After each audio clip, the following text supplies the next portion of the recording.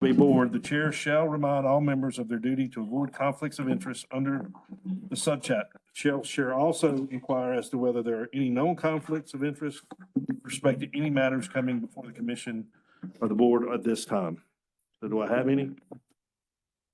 I'm seeing none. We have no conflicts of interest today. We have a quorum. Make sure council counts that. I think we're missing Commissioner Tweedy on vacation, Commissioner Bailey on vacation.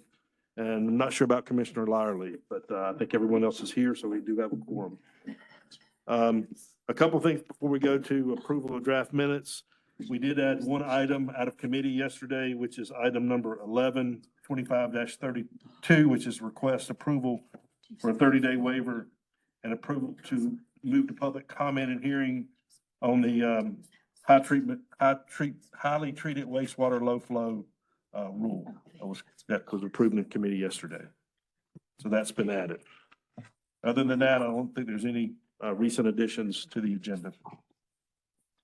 Moving on to approval of the draft minutes, March 13th, 2025. We have two sets that are attached. Do we have any comments or corrections on those draft minutes from March? Okay, hearing none, do we have a motion? Commissioner Yarborough?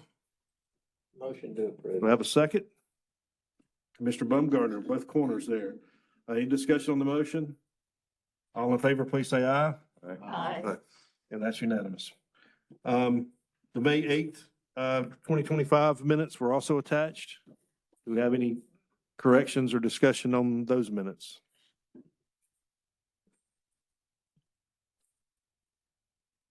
Okay, hearing none, Commissioner Baumgartner makes the motion. It's approved. Do we have a second? Commissioner Ellison seconds. All in favor, please say aye. Aye. It's unanimous. Thank you. I also want to recognize Commissioner Jared Wright. This is his first official meeting. He was sworn in yesterday. He went through the fire hose procedure yesterday of sitting through all the committees, either here at the desk or in the audience. So he got his breaking in moment in committee yesterday. I told him sometimes these full days are highly debatable at times, but also very streamlined too versus committees sometimes. So thank the committee for doing their work, and Commissioner Wright, welcome aboard. Give you the floor for anything you want to say at this time. I know you said a few words yesterday. Anything you want to add today? I'll leave it at my introduction yesterday, but I do want to say again, thank you. I appreciate all of the warm welcomes that I received yesterday from fellow commissioners and staff in the audience. So thank you. Very good. Thank you. Any other comments for the good of the group or any other things we need to do in the call to order? I will add this. I said this yesterday in committee, so I should say it today. Dan Hirschman's mother passed in the storm last week, and he wasn't here yesterday. And I just mentioned this because it's kind of fresh, and I've not even talked to Dan personally, but I've talked to several people. It was very tragic in that storm where she tried to move across town and got caught in the flood. But we have a card for Dan that we want to pass along to him. And as we get more information as to his wishes or what he needs, I'm sure the commission and of course DEQ staff will also support him as their lead counsel. But just want to make sure you know that. And I really don't have much more information to share on that at this time. Okay. All right. Hearing no other items, let's go to with our go to election of officer of a vice chair. Explanation. Commissioner Duggan was not reappointed this time, and he was our vice chair. His term expires in November. So per the bylaws, we need to elect a replacement today. That replacement will be serving for this meeting and the September meeting. And then again, we'll have a full new election of a vice chair in November. So with that, I will take nominations or motions for a vice chair. Mr. Baumgartner. Thank you, Mr. Chairman. Commissioner Reardon has done an excellent job coming on to this commission and working in several committees, and I'd like to nominate Commissioner Reardon for vice chair. Very good. Have a second on that? I'd like to second that. Mr. King. Discussion or any comments from, you've been motioned and seconded, Commissioner Reardon. Would you like to open any discussion on this?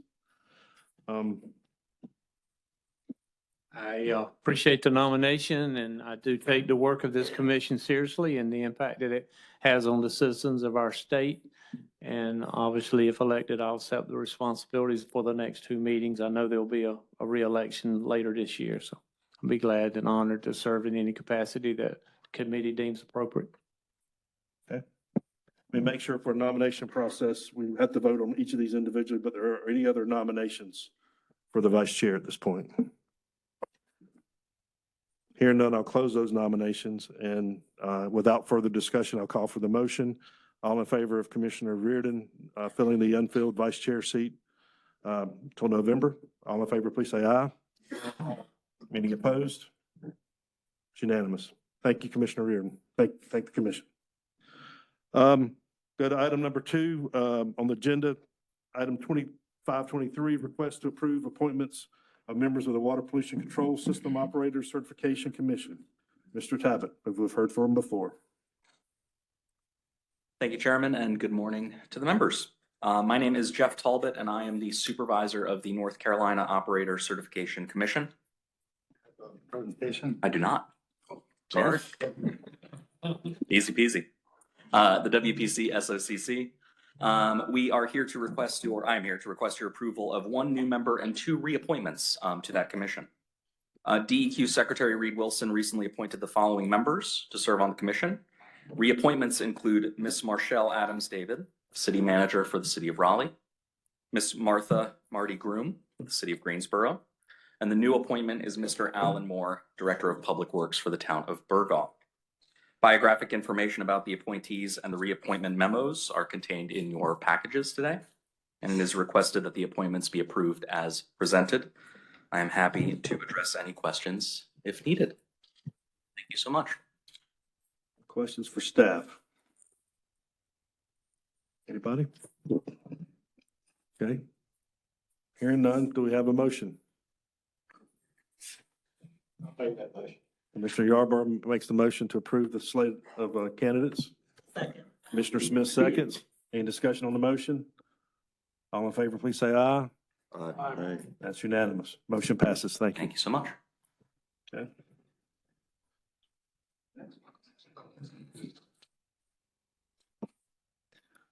Okay, I'll say this at the beginning. We have a series of determinations for periodic rules review.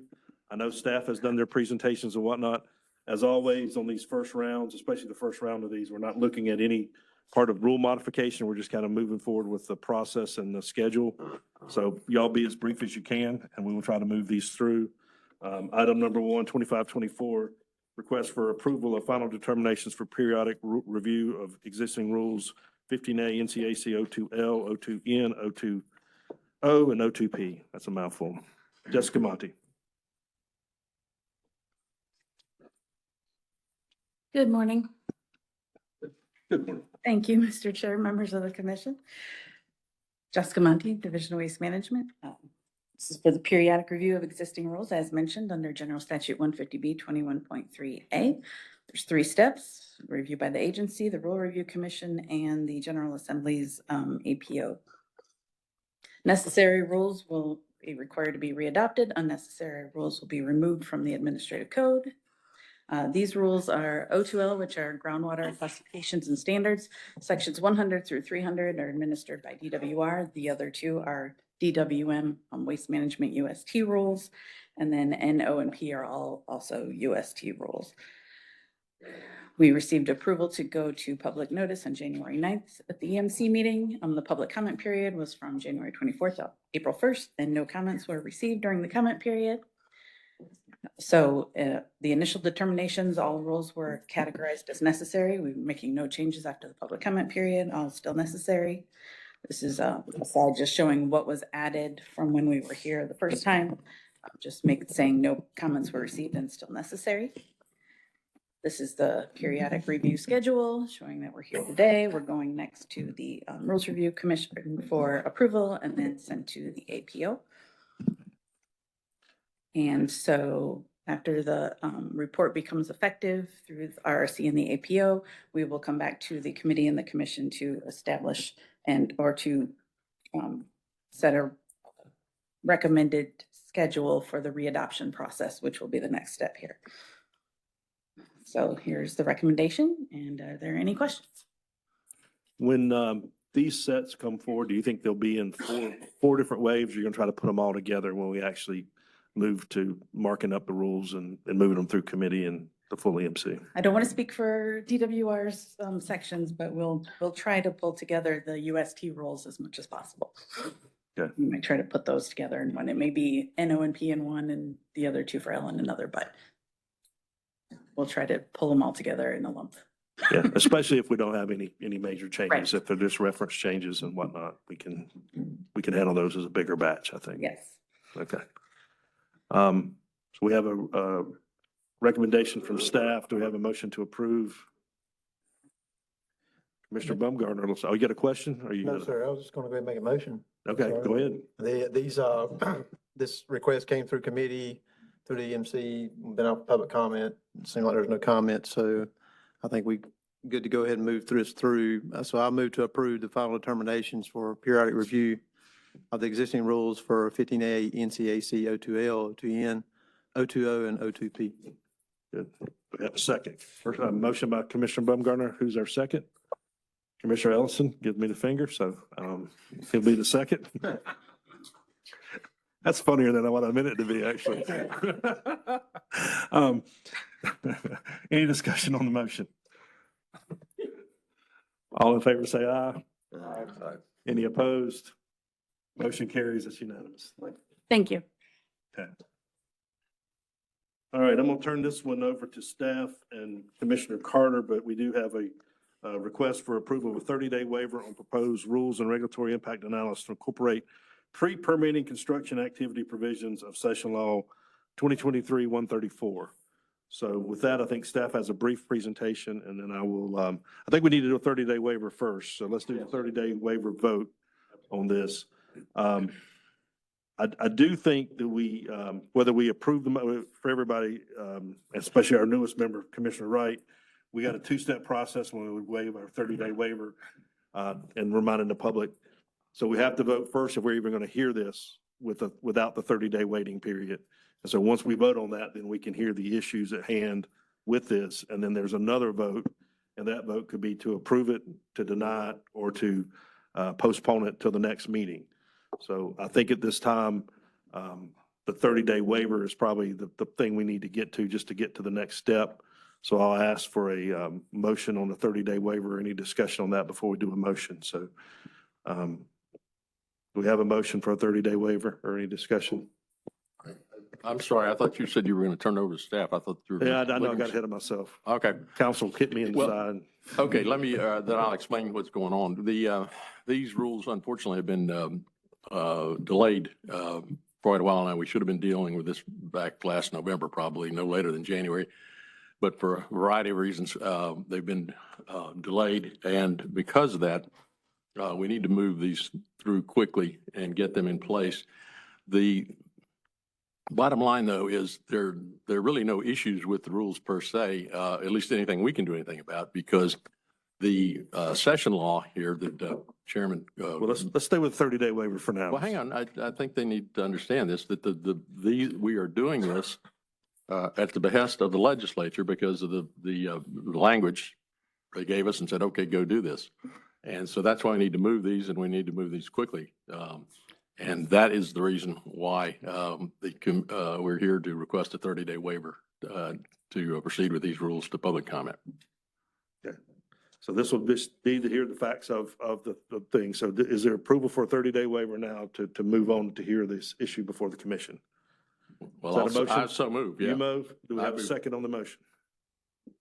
Second. Second on the motion. Okay, so this is just for the 30-day waiver, and then we'll have staff do the presentation and we'll hear from the committee. So all in favor of the 30-day waiver, please say aye. Aye. Any opposed? I'm opposed. Commissioner Commissioner Weiss Weiss. is opposed. Any other opposed? Okay, so the motion to do the 30-day waiver carries.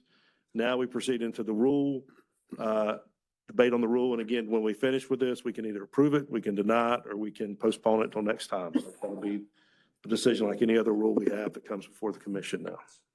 Okay, so this time I'll ask staff if they'll come forward and do a brief presentation. This was done in committee yesterday. So Joelle, I know you'll be brief, but hit the highlights of what you talked about yesterday, Yes, sir. please. Be happy to do that. Okay, so I'm skipping through these first slides as we just covered that activity. And some of that background was already provided. The session law came out in October of 2023 and adjusts our state air permitting procedures by allowing for construction of sources prior to receipt of an air permit upon determination that an administratively complete application has been submitted to the DAQ. Further, the amendments to the session law per SL 2024-1 established a timeframe by which we were to make the submittal, and also that the requirements must be approved by EPA into the state implementation plan before they become effective. The language excludes sources from utilizing pre-permitting construction provisions if the sources are subject to permit limits set under prevention of significant deterioration or non-attainment new source review, residual risk-based HAP pollutant standards under Section 112F of the Clean Air Act, or case-by-case maximum achievable control technology standards under Section 112J of the Clean Air Act. We don't expect many sources to be subject to these exclusions. And as a result, the majority of applicants would be able to take advantage of these provisions if the provisions go through the full rulemaking process and become effective. Ultimately, the session law requires you to submit a SIP revision, as I've said, and that's the purpose for this rulemaking action, as already noted. And we are also incorporating the provisions into our rules to submit them to EPA as a rule amendment. In March, the rule revisions were adopted, the rule revisions incorporating these permit timeline definitions in a different section of the session law were adopted by the commission that defined the term administratively complete, which is key in this rulemaking as well. Rather than not allowing construction until permit issuance, the current package would allow permitting construction when an application becomes administratively complete. The rulemaking package includes 3 rules, a new rule proposed for adoption, 15A NCAC 02Q 0114, and then 2 existing rules for amendment to reference that rule, which are 15A NCAC 02Q 0501 and 0507. The amendments are limited in scope to be minimal to meet the session law requirements. And the session law, the bulk of the statutory provisions allowed are incorporated within 2Q0114. And again, the specific provisions that are being amended in 501 and 507 are simply cross-references to the new rule to allow for its use. We used a qualitative approach in conducting the regulatory impact analysis, describing potential impacts from this rulemaking activity. The rule amendments proposed are only expected to have potential implications for applicants for new permits and permit modifications. The rulemaking actions that someone would take advantage of in the end are actually dependent on many financial and market variables, and thus it's difficult to quantify the the actual impacts. For construction and modification applications for non-Title V construction and modification, an applicant could theoretically begin construction as much as 90 days earlier, 90 processing days earlier than waiting until permit issuance. Similarly, in a Title V one-step initial permit and significant modification action, they could opt to begin construction as much as 18 months earlier than waiting until permit issuance. And for the Title V Step 2 initial application and significant modification permitting process, again, the savings would only be 90 processing days because the first step is that basically of that 2-step process is essentially the non-Title V permitting process. The most likely benefit from this rulemaking is going to be flexibility for a private sector applicant to choose to begin construction at the administratively complete determination rather than waiting until the final permit is issued. And they would have the ability to construct in parallel with the technical analysis and ongoing review of the permit application. And ultimately, that could possibly allow them to actually begin construction earlier in the process than waiting to start that once the application is actually completely reviewed and deemed a permit issued. We don't expect any quantifiable change in cost or savings to the regulated community, again, because we can't predict who might use this application process and what the nature of their processes would be. To the extent that there would be any local governments that would engage in this construction option, they would see similar impacts as any private entity would. And if a construction project would result in additional jobs in an area and faster construction allows that to occur sooner, then those jobs might be able to be available sooner.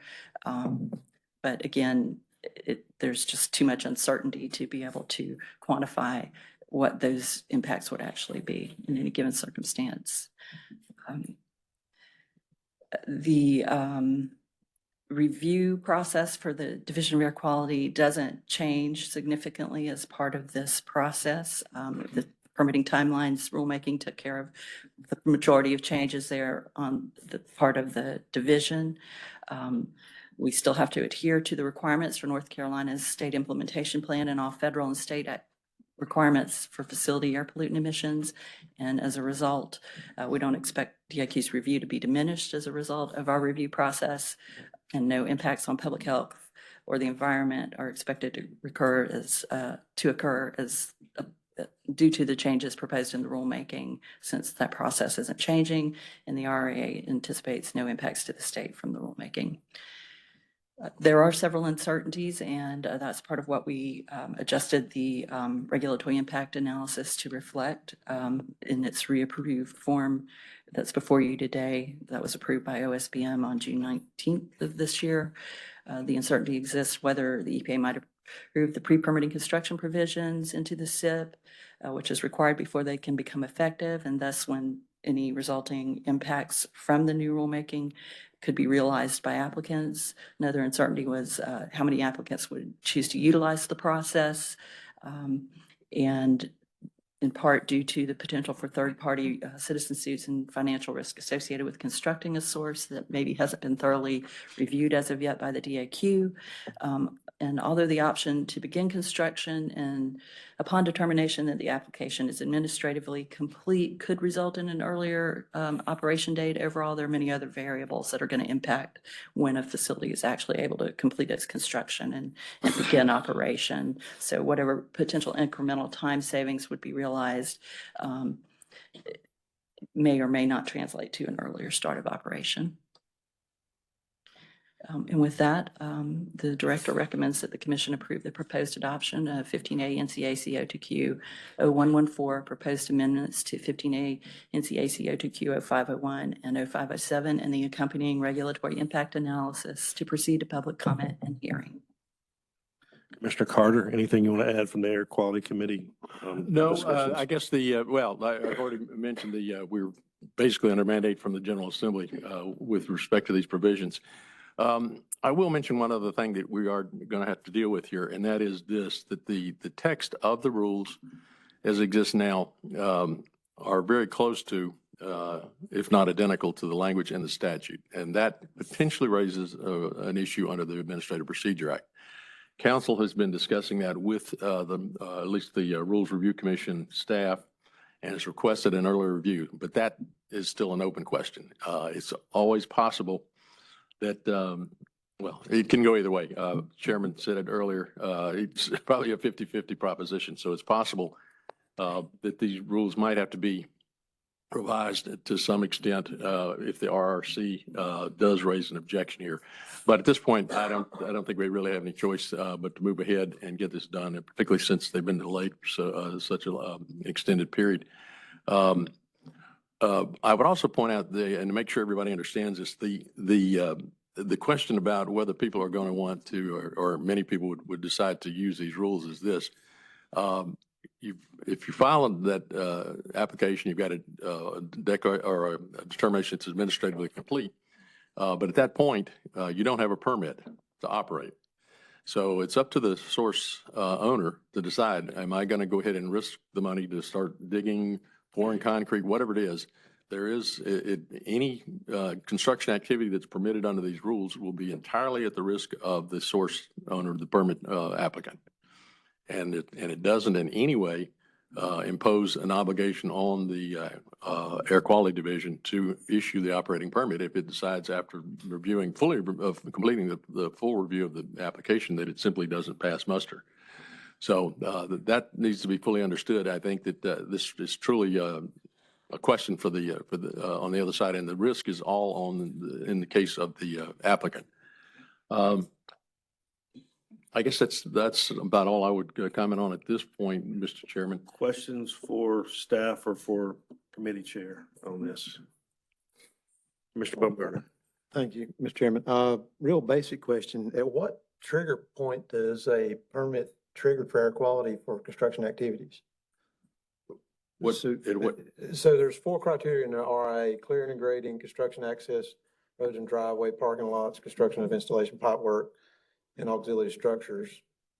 I've moved a lot of yellow equipment in my career, never gotten an air quality permit. At what threshold do you have to have an air quality permit? How big a construction activity is it that requires a permit? Oh, well. I'm sorry, I don't follow air quality. Yeah, no, I understand. There are a whole set of criteria as far as how large the source will be is a question of whether or not you're going to trigger a need for a permit, whether it's a Title V, whether it's a minor source, and so on. So that's a separate set of we got a whole separate set of rules, or several rules actually, that determine the need for an actual permit. What we're dealing with here is simply the question of if you are subject to permitting, you can submit the application for whatever type permit you would require.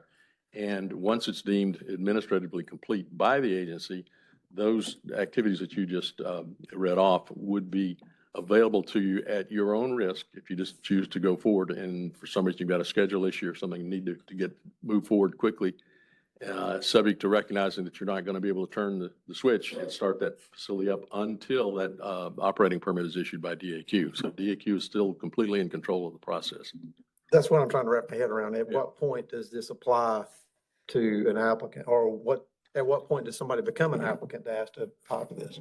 Well, that's not in this rules. I said there are other rules that determine whether or not you need an air permit. You have to apply for one. I think we don't know exactly what was dreamed up. A lot of alternative project delivery with design build and the equipment moving in and out, or like equipment being replaced. This comes into play, but there's still not a lot of people that opt to take the flexibility versus the uncertainty, I guess, right? So yeah, I'll take that one step further because I didn't get into this before, but if you notice in the description, well, back on the agenda, there are 2 session laws listed there. The first one in 2023 and then a later one, 2024. Something that I was not aware of was that the 2023 session law actually put these provisions in place, and folks were able to use them. They didn't have to wait for a rule. They were simply could invoke or follow the statutory provisions for a limited period of time, which then closed out when the 2024 session law came along. Now, why the legislature did it that way, I don't have a clue. But that turned it back and brought it back, in effect, out of force and put it into the rulemaking process, which is where we are now. And I've asked the director before, and the question, which was, how many, if any, invoke or followed the process when the 2023 statute was in force? And I believe the answer was that y'all were not aware of anyone using it. So we can't use that as an absolute predictor of going forward, that that's the way it will end up. But it certainly seems that there weren't a lot of people out there just waiting for this to come into, those provisions to come into force and run out and start construction. I think it'll be, my best guesstimate would be that it will be limited because folks are, the question is going to be how much do you want to risk money-wise and run into either a delay if your permit application turns out not to be complete, you need more work, or whatever it might be. The question is going to be, are you going to risk putting money into the ground, as I said before, digging, pouring concrete, whatever, before you know that you've got a full authorization through an operating permit? Yes, Commissioner Gibson. Yes, I was just going to ask, so you mentioned that most permits actually would be eligible for an application. So that means most are not major sources. I think, like Commissioner Baumgartner, I don't have a really good sense of what those non-major sources look like. What kinds of facilities do you see most commonly? Oh, Since we're not in the air quality permitting business. That's a good question. We do have a large range of less than major size sources or non-Title V sources in the state with respect to who particularly might look at this type of a construction provision. I'm not sure which particular industries would be interested in that or have a lot of construction activity that comes through. But, you know, we permit all sorts of entities. Right. So I'm just, if you could give us some examples of the ones that are not Title V, just help us out understand. Yeah, I can give you examples. I'm not sure how many of them would actually use or Whether fall or into this not they'd provision, use it, but, yeah. you know, certainly we permit things, we permit all sorts of things from cotton gins to asphalt plants to, Asphalt you know, plants. all sorts of activities like that, smaller industrial facilities and in different industries. So it just runs the gamut, honestly. So it would depend on whether a source was subject to one of the requirements listed or not, whether they would be eligible. And we just don't see too many sources that would not be as part of our look. Right. So most of your permits are for smaller projects and facilities that aren't major sources. Correct. Yeah. Okay, any other questions of staff? Joelle, yes, please. Yes, Ms. one point of Burleson. clarification to Mr. Baumgartner's question. Those 4 provisions that you mentioned are already allowed by statute. So we're not changing them. So it would be things beyond that. So we're not trying to require any sort of permit for those. Just, I'm not sure if I made that clear earlier, so. So I think as we go back and forth on this and debate it, there's still a ways to go as we move this out to public hearing. If we move it out of here today, I think the initial concern that I've shared, and this is up to the pleasure of you guys, as the chair of the commission, I'm a little concerned, and we can ask council about that, but we have requested in writing to the RC for an opinion on this, on the way the rule is actually constructed. So Commissioner Carter and I have talked about this. If we just vote it to approve it as it is today, right, there's a chance it's going to come back. I put it at 50-50. It might be better or worse than that from the RRC. They're known to send stuff back. So I don't see any reason not to approve this today on the merits of what we've got. But if it were mine, again, I'm just advising, y'all can vote me down, but I think some kind of contingency, and I don't think Commissioner Carter agrees with me on this, but I think some kind of contingency based on what the RRC comes back. If they don't give us anything and they say it's fine, we go to public hearing and we get on with it. If they come back with something, we're back in September anyway. So I would put a contingency on it if it were mine, but I'm just throwing that out there and I'll leave it to the committee chair and you guys to decide Well, what you Mr. want to do. Chairman, I'm not sure what kind of contingency you would put in. I mean, what are you going to say, that if RRC bumps us back, we'll take it back? I mean, if they bump it back, you're going to take it back anyway. I don't think it's really be Well, helpful to put a contingency on it. I- We just proceed. If they kick it back, then you'll deal with it. I Mr. would- Chairman, can I? Yes, Commissioner Smith. I just want to add the thought that I had here of making it go faster, but go ahead. And I'll ask No, it's you. related to that. I mean, I don't know that we need a contingency right now. It's going to go out to public hearing. It doesn't get to the Rules Review Commission for official review till after it comes back from public notice and hearing and after the EMC takes a final action on it. I know we're seeking sort of a preliminary review and some feedback from the Rules Review Commission, but they won't act on it until we finally act on it. So there would be time to take into consideration their feedback before we move to final adoption. Okay. And it takes us how long to get it out to public comment anyway? If we approved it today, it takes 45 days anyway by the time it's advertised. Do you have the It would schedule? depend. I'm not sure if I have it in this slide or not Oh, set, yeah. but I can, You do. I do. Well, it I'm would. just asking the question. Could Here we go. Back up. Sorry. Yeah, we go. There we go. So here is a schedule before you that shows both versions with and without a 30-day waiver. The next filing deadline would be tomorrow. That is not one we included in this schedule because we did not feel we would be able to meet that filing deadline. So there are 2 a month. So Okay, Here. so Commissioner Smith and Commissioner Carter may be right. I just throw it out of caution. Yeah, But no, you I guys understand. we just need to approve it today. And if we're back in September based on RC, fine. If not, we're going to go advertise it out in August and then hopefully we'll know about RC by then. So So let me ask you a question then. You said you don't think you could file it by tomorrow. Is what would preclude that? we just were not prepared. We didn't think we would necessarily make it through the committee or not. A lot of uncertainty on our part. So. Uh, there. Well, if we do vote it out there, is there any reason then you can't go ahead and push it out tomorrow? we'll do our best. Let's vote on the motion first and then we Okay. can figure out the timeline.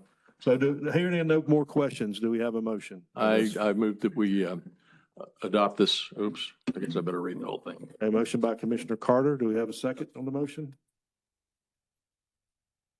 Second. Second by Commissioner Gibson. Thank you. Any discussion on the motion? Commissioner Smith? My microphone falls apart. Hope that's not a sign. So I'm going to vote against the motion.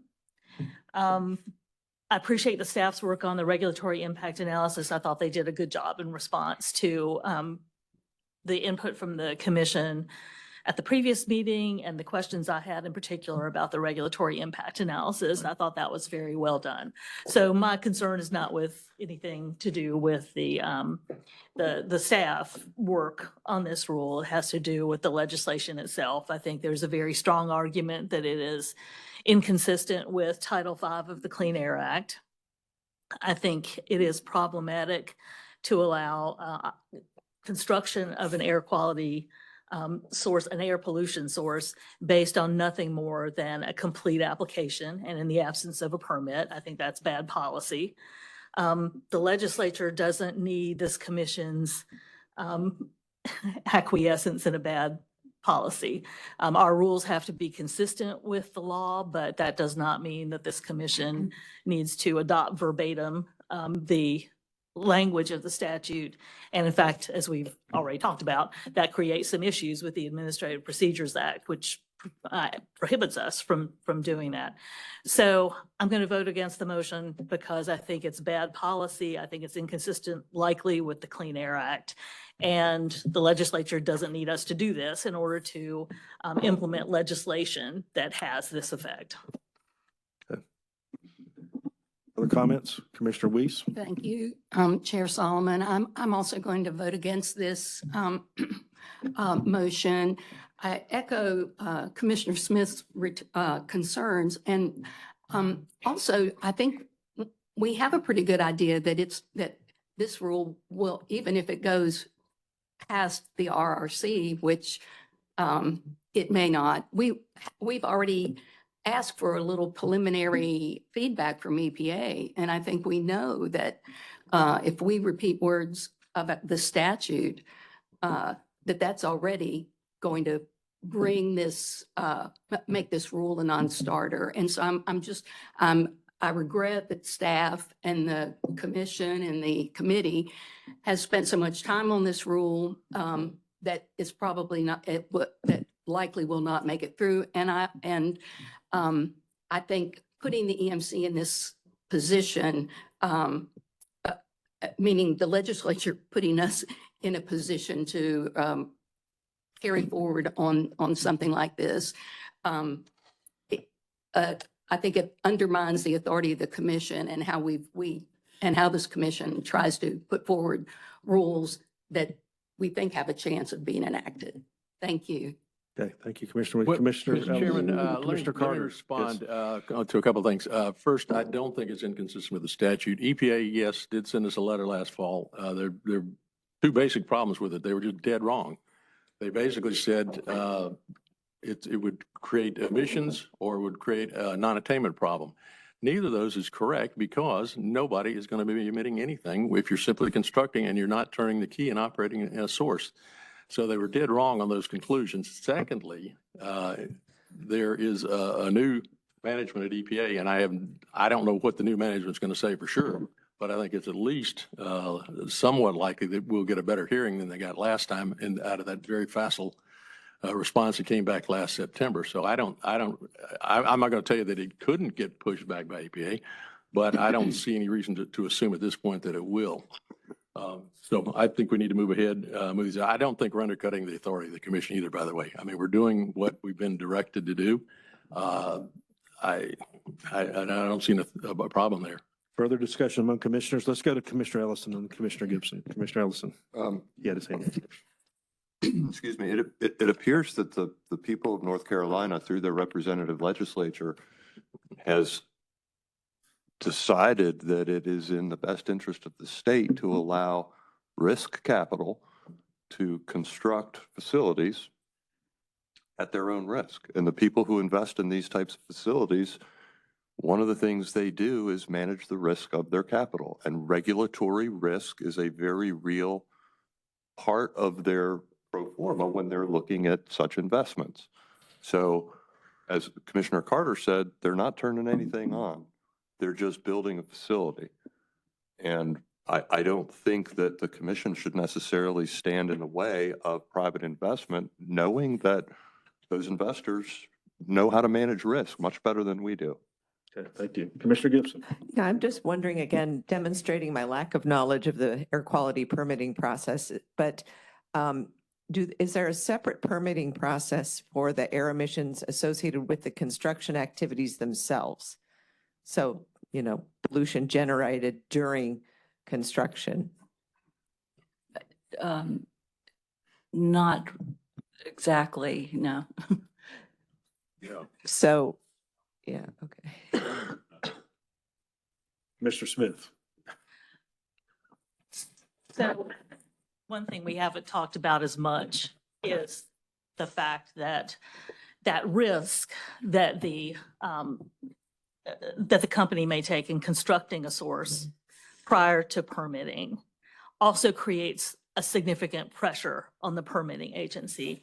That's why we don't generally have air pollution or water pollution sources constructed without a permit review. And someone may be willing to take that risk, but it's not just a risk on the company and its capital. It's a risk in terms of what the pressure becomes to allow a project to move forward based on nothing more than a completeness review of the application. So I think that's bad policy.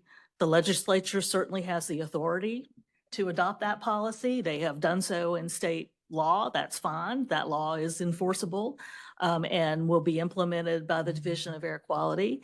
My concern is that we not endorse that policy and the potential conflict with the Clean Air Act. And I think it goes beyond simply the emissions. It has to do with what types of projects under Title V and other sections of the Clean Air Act require pre-construction review. That is the thing under the Clean Air Act. So that's my reason for voting against it. I think, as I said, I don't think it's good policy. I think it may be inconsistent with Title V. And I think the legislature has the authority to do this on its own. It does not need this commission's support to do it. Our rules have to be consistent with state law. DAQ has to enforce state law. That's a different animal than adopting verbatim a state statute that I think has significant policy and legal problems. Okay. So hearing no other comments, I'll sum up and say, I hear the concerns with Title V. I hear the concerns on both sides. I don't know that discussing anymore gets us anywhere. It was a duly adopted statute voted on by the General Assembly, signed by the governor, although governors don't veto things like this. They usually let us put it in play. And so I just remind the commission, we're teetering here a little bit, but we need to make a decision and put it in play for public comment if you want to, and to send it to the EPA for their final determination too, or we can sit on it, table it, or we can deny it. So we have a motion to approve I need to vote on that emotion now, so I'll call for the vote. All in favor, please say aye. Aye. Let's raise hands on this one so we get the head count. All opposed? What do you got? 7-3. All right. Motion carries 7-3. So this will be out to public comment and Joel, this was all on a 30-day waiver. So again, I hear Commissioner Carter, but you guys have to, let's make this measure to make sure all the different pieces of this Yeah, I'm not properly trying get to give you a hard advertised. I time. don't want to bring it back for advertising again. Yeah, I'm not trying to give you a hard time about that, but if possible, I think that'd be good. But I've got one other comment that I mentioned to you that I want to make sure. And it partly goes to the comment that was, the concern that was raised about EPA, and that is this. Given the timing and so on here, I think it would be appropriate for a new letter to EPA, not to ask them, but to ask them at this point, once this rule is going forward, to parallel process it. And I don't see any reason not to go ahead and do that. The EPA does that frequently. They don't do it all the time, but it seems to me that's the way this ought to proceed. And that also should result in an earlier reaction one way or the other out of EPA and find out if there's a problem there still with getting this rule approved by EPA into the SIP. So noted, then I will make sure we talk to staff and to the committee about how to proceed with that. May I ask Thank you. Yes, For Ms. one Burleson. Yes, sir. clarification relative to the letter to RRC and timing, or the Sure. request to RRC for review. Sure. Is there a need for me to? That's been made, and we don't know when it'll be back, but from what I heard from the vote, there's no contingency. So if you don't make tomorrow's deadline and you get it in the middle of August, proceed on, as the motion said, to move forward to public comment. If we hear from RC, I'm sure council and I will give you the breaks to stop until we figure out in September what we want to do with this, okay? Thank you, and we'll coordinate with you regarding hearing officer, et cetera. Okay, thank you. All right, let's do a couple more. Commissioner Deerhake, before we move to the next item. Thank you. I'm concerned about the 30-day waiver vote that we just took and the fact that some of us were unaware that the publishing would not even occur until after our next meeting. So that reinforces one reason I voted no, along with other positions that were stated that I agree with. But I do encourage the members to think carefully about the request for 30-day waivers. That rule was established for our commission with a real reason. It's a strong reason for that. We have another 30-day waiver request coming up today. I really didn't hear a strong justification for it yesterday either, even though I didn't object to it. So noted, so noted. And I will add, as we get into all our new members coming on board, I just want to add that comment. We did an orientation for most of the new members. We had a big surge to come in, and I've tried to do that the previous time I was chair. We will do something like that again once we have our new members seated and go through all our enabling legislation, our bylaws, all the things that govern us. Because again, several of us have been here a long time, some of us are newer, and we just all need to go through our bylaws and our enabling legislation from time to time to make sure we're up on processes and procedures. So nothing done wrong with a 30-day waiver, but it is one of those things that's been around for a while that we go back and forth on. And Commissioner Deerhake and I, over the years, have gone back and forth on when we voted for it and when we voted against it. So fair enough, right? If there's a pressing deadline, a statutory deadline, that's understandable. Or if this is not a rule, if it's an approval of a plan, that does not require a 30-day waiver. Correct, correct. Okay, let's move on to the next. We're back to the final determinations of periodic review, this time for 15A NCAC 02I. And that is Christine Goble.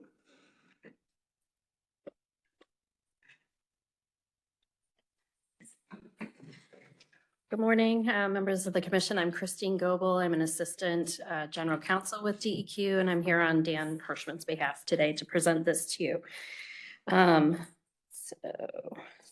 This is related to 15A NCAC 02I, which are hearings rules related to the commission. There are 11 rules. They talk about delegations, hearing officers, and how to handle petitions for rulemaking and declaratory rulings.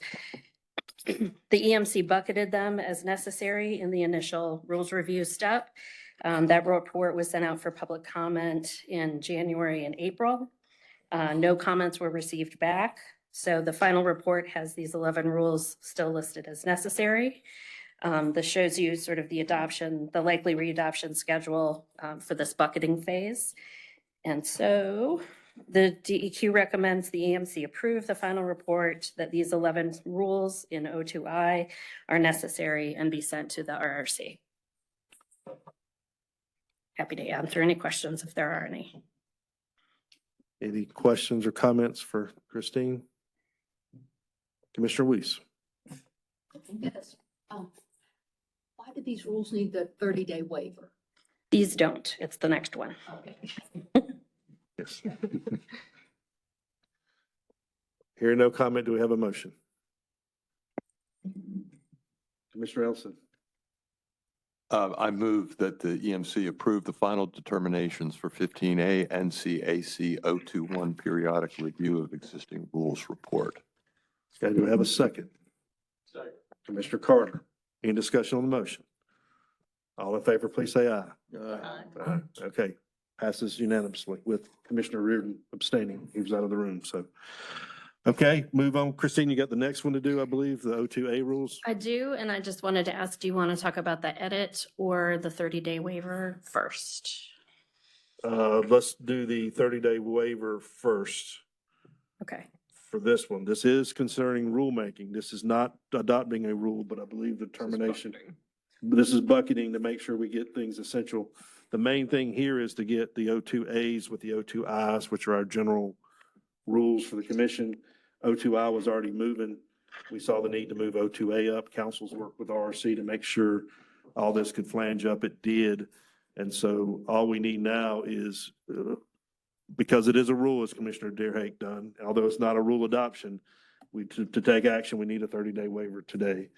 So I recommend we do that. Commissioner Carter, you're gonna make a motion to do the 30-day waiver on this I will, rule? and, but just to clarify, I want to make sure everybody understands. So all we're talking about doing is just marrying this up with the previous set of rules on 2I, right? That's correct. So they go through the process together. And that's That's- the reason for the waiver. Okay, yes. And I will move that we approve a 30-day waiver to accomplish that. Okay, do we have a second for that? Commissioner Bumgarner again. Thank you, guys. Yeah, I'm hot. I'm not the auctioneer. You guys must be throwing your fingers up faster. Any discussion on the motion? All in favor, say aye. Aye. Any opposed? Okay, passes unanimously. Okay, Christine, if you'll talk about these, probably Okay. the same talk you just gave. Our fantastic rules coordinator, Jennifer Everett, last night found a possible edit that we need to do to the report. So she alerted your council and myself about that. She noted that the report should be corrected to be marked yes for the column of implements / conforms to federal law. This is for 0207. And then to add the citation 40 CFR 123.25C to column H. And that's how in the last periodic review in the 2010s that justification was used for that rule at that time and just was missed here. Okay, Council. Just a quick point of clarification. So when we do these bucketing reports, we do designate the rules as necessary or unnecessary, but we also have to alert the RRC as to whether there's any federal regulation at play with our rules.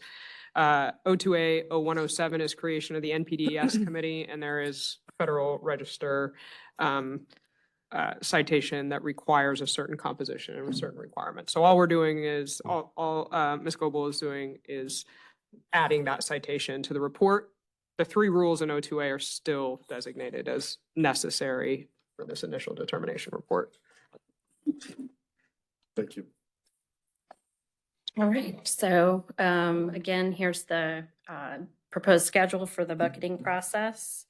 You passed the 30-day waiver, so that was taken care of. And so DEQ is recommending that the report as amended, as we just discussed for 0207, be sent out for public comment.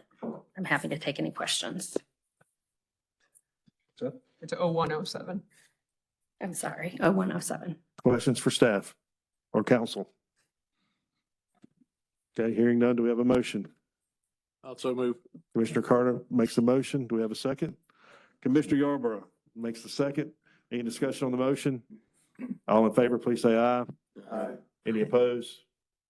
It's unanimous. Motion passes. Let's take about a 10-minute break. We'll come back about 10 after 10. Thank y'all.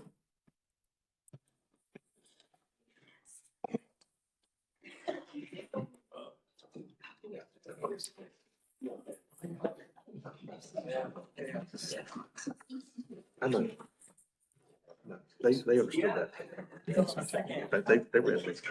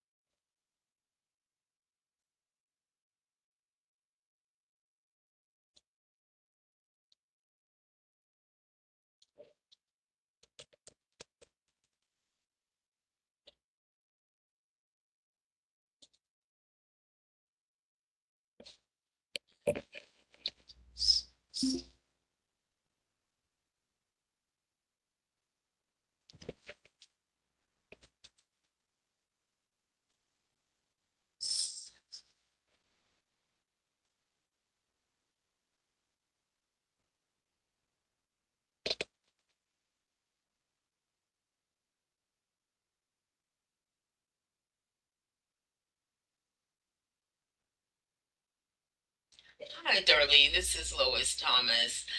I have some commissioners who are having problems out in the parking lot this morning. I don't know if the machine is broken or what. There's no security guard there. They came in this morning around 8:30, I believe that was when he came in. And it wouldn't accept, or when he left, it wouldn't accept, it wouldn't give him a ticket. And right, it wouldn't give him a ticket when he came in. And then I had a couple of them like that. Then I had one that left and it wouldn't.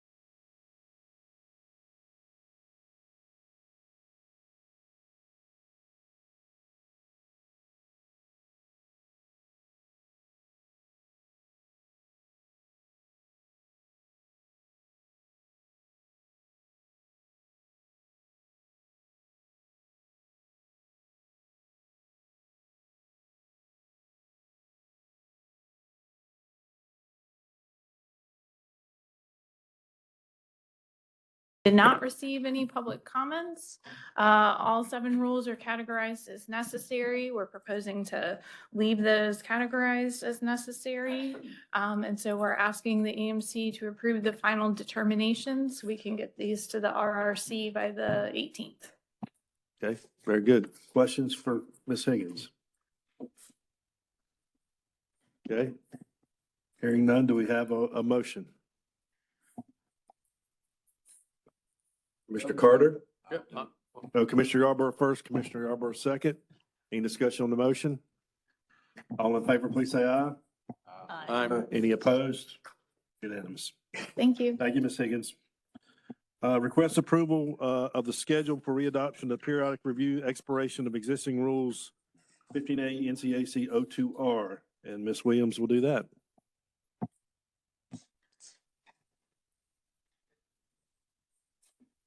Let's see.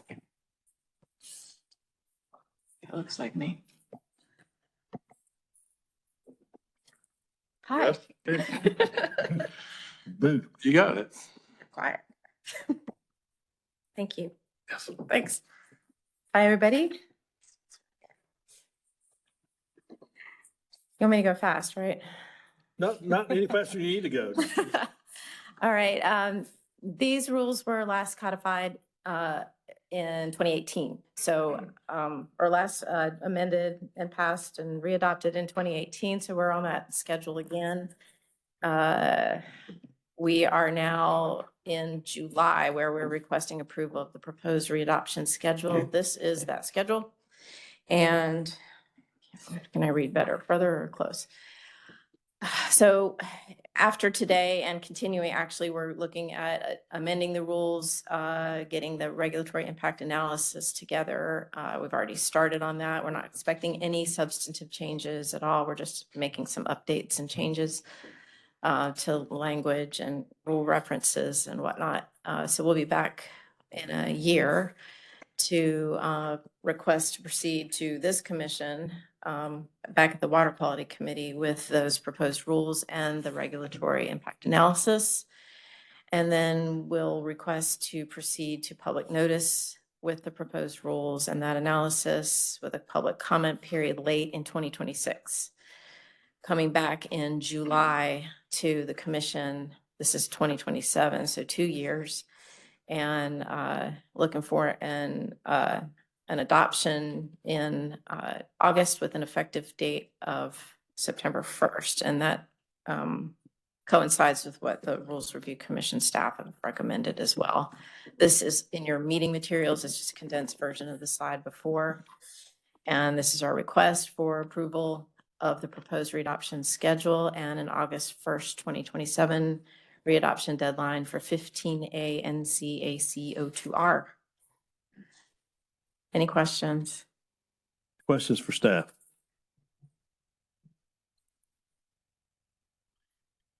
Commissioner Baumgartner.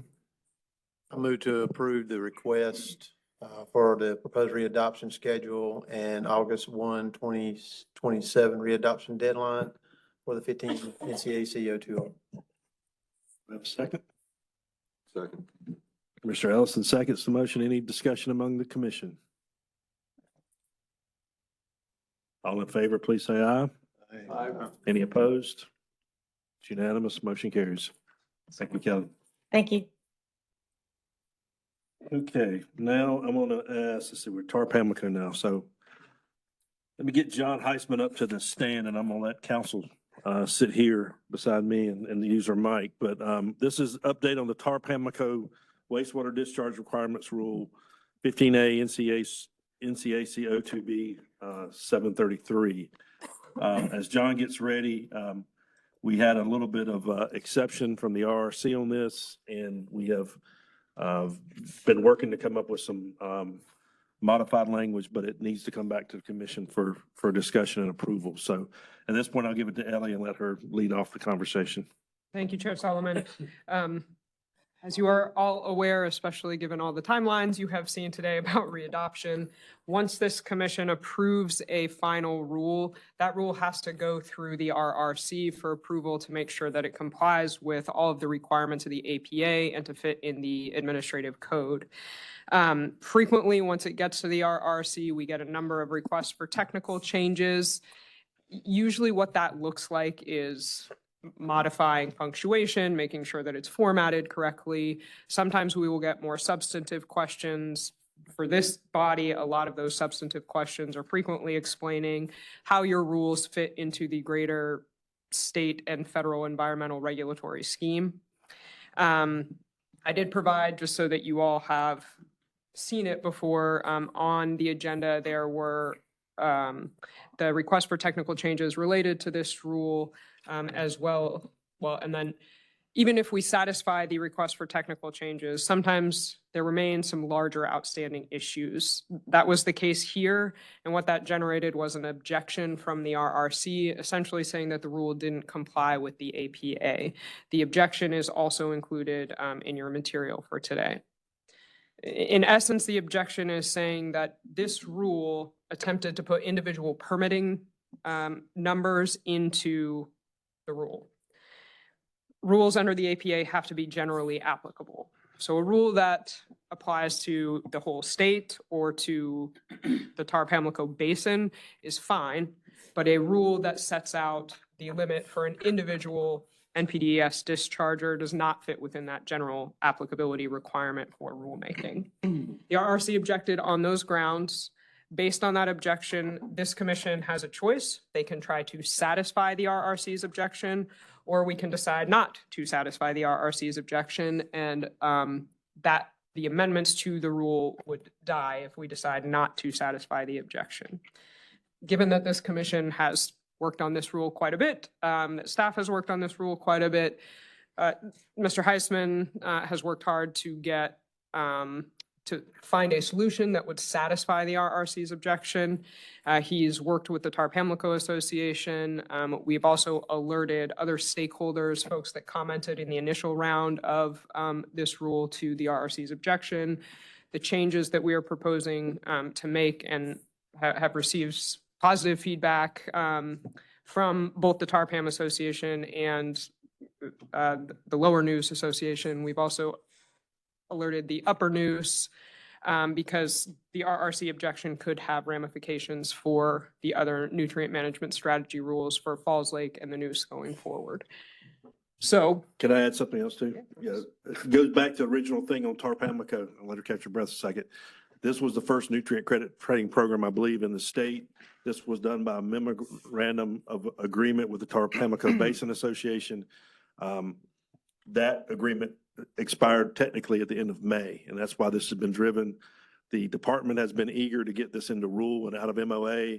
I think the Tar-Pamlico Basin Association has been okay. They've had years to get prepared for this, so they've been okay to move it out of MOA into rule to proceed further, trying to split hairs with the RRC and not satisfy them. I think satisfying them should be our first course anyway, but secondly, no one really benefits from the objective of getting this into a rule if we just try to sit here and go back and forth. So I think that's the other motivation here, to try to move this into rule, as I think all parties have agreed to move it into rule. So I just wanted to add that in there from initial background. So Yeah. Anything else from your perspective? Or The only other thing I'll say is that this rule is on the RRC's agenda for the end of this month. So if this commission approves the revisions to the rule, we should know by the end of the month whether those revisions satisfy the RRC. The other possibility is that if the RRC determines that it is a substantial change, the rule would have to go back out to a 60-day public comment period. In my discussion with RRC counsel, we think it's very unlikely that they will consider the changes that we're proposing a substantive change. We won't know until the end of the month, so we can certainly update you at the September meeting. I'll turn it over to John. John, I know you've worked with the Basin Association and staff. What's your perspective on this as well? Sure. And again, I'm John Heisman for the Division of Water Resources, Non-Point Source Planning Branch. As council said, so we revised the already amended rule to address the RRC objection, running it by stakeholders. But in essence, what we did was there was 2 items in the rule. One item had the group cap allocation for the Tar-Pam Basin Association, the actual number for nitrogen and phosphorus in pounds. And then we had an item that specified the individual allocations for each of those 15 facilities. That's what the RRC objected to, having those specific numbers in there. What we did in this amendment to address their objection was we took those numbers out and instead pointed to how there's the TMDL and the 30% reduction requirement under the strategy and the permits, and pointed to the numbers that exist in the permits, which are the same numbers that we had in the rule, and basically incorporated it by reference and added the language that, these permits are available for review and any subsequent amendments to those permits. So we did not change their allocations or change any of the mechanics of how this rule will operate. We just took those numbers out of the rule and instead point to where they exist in the group group permit and their individual permits. And as council pointed out, we ran these changes by the association and made sure they were aware of this. And we got notification back from them that they concurred. And so all the different parties that would be affected are satisfied. We also updated the regulatory impact analysis just to reflect this change. And again, this did not change the outcome of that regulatory impact analysis, and OSBM did approve that update. So I think we have a good solution to move forward.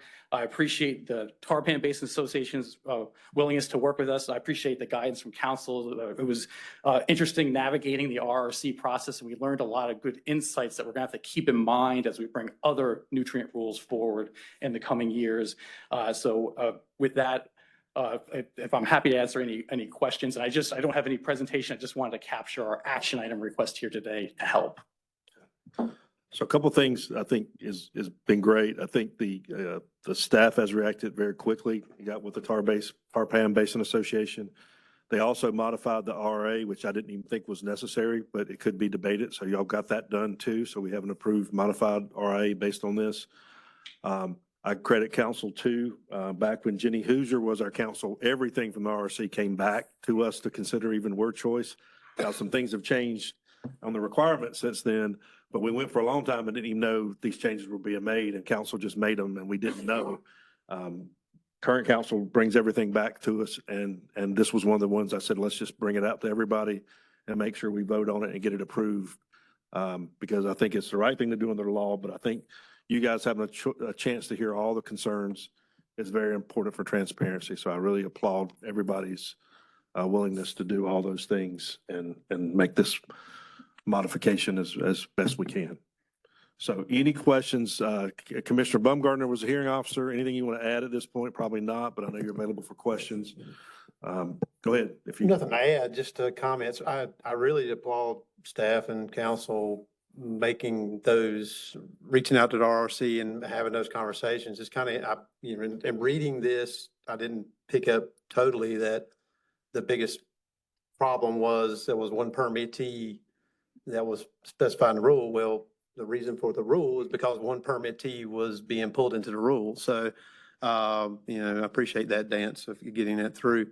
I will say this is even more reason that we need to pull these buffer and nutrient rules up and start actually diving into them, because we seem to Band-Aid things, trying to get them through the process, and we got a lot of fixing to do in some of these things. So I'll just make that statement. Leave it there.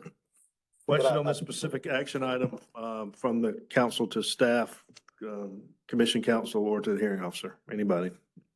Commissioner Deerhake. Thank you.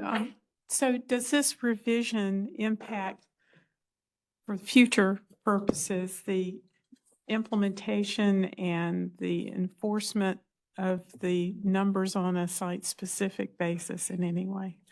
No, it does not. Things will continue to operate the way they were operating. These are the same numbers. They'll be enforced. And the way it works is they have the group cap. As long as they're remain under the group cap, they're compliant with their individual allocation numbers. So this does not change anything, this revision. Additional questions? Hearing none, we'll call for a motion. Do we have a motion on this item? Mr. Baumgartner, you're the hearing officer. Yes, I move that the EMC adopt or revise amendments to 15A NCAC 02B0733 and the updated regulatory impact analysis to satisfy the RRC objection and approve the changes to proceed to public comment should the RRC determine that additional public notice and comment are required. Mr. King seconds. I can tell he's moving that way. Yes. Well, he's the water quality chair, and he's been working with this group too, so I saw him leaning forward. I'm not used to you being next to me like this. Second. He was thinking, he was gonna make a speech on his second, I think. We're actually gonna make the motion. No, I second that motion. He seconds that motion. Anything else you want to add, by the way? You know, you're getting ready to say something. No. Well, I do appreciate, John, you and staff working with Tarpam and that association. And you made a comment about it.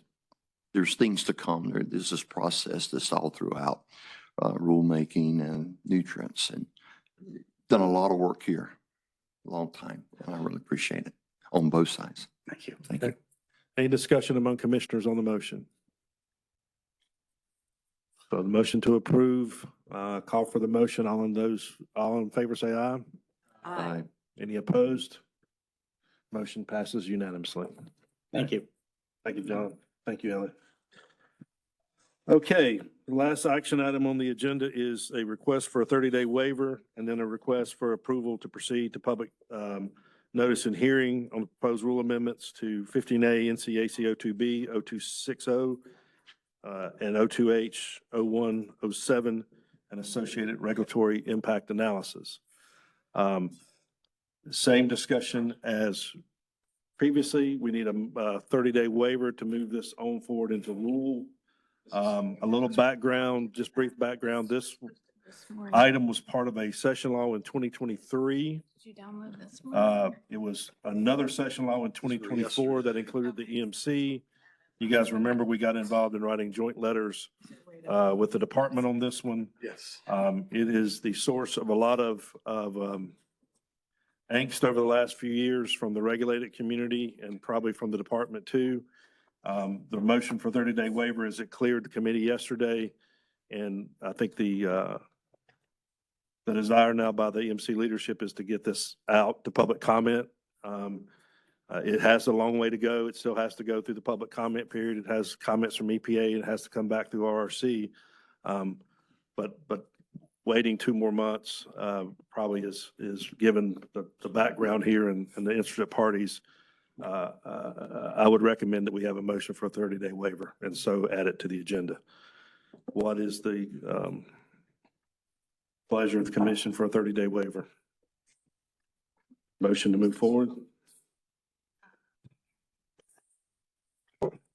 Okay, Do it. I'll make a motion to move forward. 30-day waiver. We have a second on 30-day waiver? Mr. Carter? I'm sorry. Any discussion on that motion? Commissioner Deerhake, I know. Thank you. So I'll mention this again. This was the 30-day waiver that I referenced earlier. And yesterday, I asked for an explanation of why a 30-day waiver was needed. I did not object, but in thinking back about it, I don't see a firm deadline imposed by the legislature on this. So I will ask the staff, since we experienced with the air quality learning that they aren't going to be able to publish probably until next September, how prepared would the division be to publish this? Would it be able to publish, I'm tongue-tied, publish before September? So these are the tentative deadlines for whether the waiver is issued or not issued. So we'd be looking at filing the August 11th deadline, which starts the comment period September 2nd. So usually the deadline to file is about 2 weeks ahead of the publishing date. So we'll need to get a hearing officer, locations, dates, and get everything ready. So I'm aiming for the August 11th filing deadline there. Well, I'm reluctant to approve the 30-day waiver in this particular case, thinking more about it and based on some earlier discussions we had in this meeting. So I just thought I would voice that. Any other concerns from the commission on the 30-day waiver before we vote it up or down? Okay, hearing none. All in favor of the 30-day waiver, please say aye. Aye. Any opposed? Commissioner Deerhake, Commissioner Gibson, Commissioner Weiss. You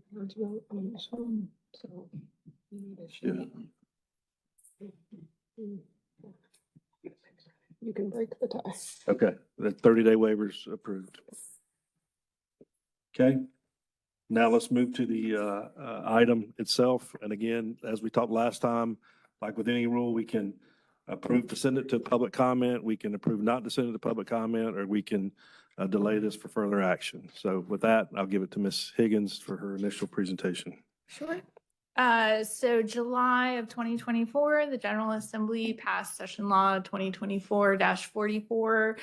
Section 5.1 required the department and the commission to submit a draft rule to EPA. We did that by August 1st was the deadline. We sent it July 31st. We received comments from EPA December 20th and May 1st. There were 2 information items at the Water Quality Committee this year in March and again in May. OSBM approved the fiscal note at the end of June, and the Water Quality Committee approved the rulemaking package to proceed to the EMC yesterday. This is just a summary of what the rulemaking entails. It allows for the discharge of domestic wastewater to zero flow streams. That's currently prohibited when the 7Q10 and 30Q2 are both zero. The proposed revisions incorporate the language from the session law, as well as responding to comments from EPA, and then just staff review for conflicts with other existing regulations. This revision provides an additional permitting option, but it is not a requirement that applicants choose to pursue this option. This is just a very brief summary of the regulatory impact analysis. We don't anticipate any impacts to state government or DOT. Impacts to the local governments and other regulated entities are primarily from the language outlined in the session law, not the rule itself. We don't expect any costs or benefits to the environment. And with that, we are requesting approval to proceed to public notice and hearing with the proposed revisions and the associated regulatory impact analysis. Okay. Commissioner Keen from the committee, any comments from your side on this? Just comments. I appreciate the staff working on the RIA, getting the OSPM approval by yesterday's meeting. And we've come up with the department and the committee to request approval to proceed to public notice. Mr. Chair, and I'd like to make that motion that we approve this request to proceed to the public notice and hearing with proposed revisions of 15A NCAC 02B.0206 and 02H.0107 and associated regulatory impact. I think we've caught that as a draft. Let me make sure I get questions of staff and you before we go to the motion. So I know you're jumping, so that's good. Questions of staff or the committee chair on this? Just one question. From listening to the Water Quality Committee discussion yesterday, it sounded like the most recent changes to this rule draft address the EPA concerns that were stated in their previous comments. Is that correct? So to be clear, we did make edits to the language based on EPA's comments. We did not resubmit the rule to EPA to request if it satisfied their comments. Okay, understood. It appeared that the language did in fact address the substance of what EPA had identified previously. We believe it did. Oh, yeah. I do. Hi, I'm Julie Grove, Deputy Director for the Division of Water Resources. We did resubmit it to the EPA, but we have not gotten a response. Okay, so I do want to be clear on that. We are not clear whether it would be an NPDES programmatic change at this point. We did try to address everything according to what EPA said, but we are uncertain as to that determination at this point. Okay, thank you. I mean, the amendments to the language look good. I appreciate the staff's work on that because I think they do address what were some of the major concerns earlier about the language and the impact on permitting for for these streams. Thank you. I have a comment. Get a little credit for that too. Come on now. That's good. Thank you for listening, Mr. Mr. King, yes. Would you go back to the background, please, that you presented in reference to a follow-up to Commissioner Smith? It's on the background I don't know if we covered it yesterday, but on July the 31st, give her an update on 2024. DEQ, what we submitted, got that. December the 20th, 24, and May the 1st, the letters, the EPA commented that the draft rule submitted by DEQ and the EMC was inconsistent with North Carolina's approval of approved NPDES program, and any program change would be subject to the formal review requirements of 40 CFR 123.62 before being implemented. Because the submittal, because the submittal was not a request for formal review of the delegated NPDES program, the U.S. EPA did not approve or disapprove the draft rule concept submitted on July 31st, 24. The EMC is moving forward with the proposed rulemaking package in accordance with Session Law 2024-44 5.1. That's part of the RIA. That was part of the background and the rule summary going to the OSBM for approval, and that was approved. Right. So let's give you an overview of sort of a quick, a more thorough background of what OSBM looked at when they were going through all of this. Yes, ESPA rule, Region 4, previous administration, Region 4 has a new director. And yes, EPA will be moving forward with a lot of things that the Water Quality Committee, Mr. Chairman, is using. But in this case, the session law is sort of what the committee was looking at in getting this out for public hearing. Yeah, understood. And it's part of the RA and it's part of what OSBM approved and it's part Yes, of the whole sir. Yes, process sir. that we've used through this. So any other Commissioner Deerhagen? Thank you. I appreciate the division responding so quickly to my comments yesterday. And just for the benefit of those who are not on the Water Quality Committee, would you please point out the revisions that occurred that are in the posted version now overnight? Yes, absolutely. So we added a definition under paragraph A. Subparagraph 5 is a definition of the rational method, explaining what the rational method is. So that was one change. And then let me get to Capitalize the term in the. yes. Mhm. Yes, it is a proper noun, so I did change it to the rational method. I capitalized that in paragraph G1A.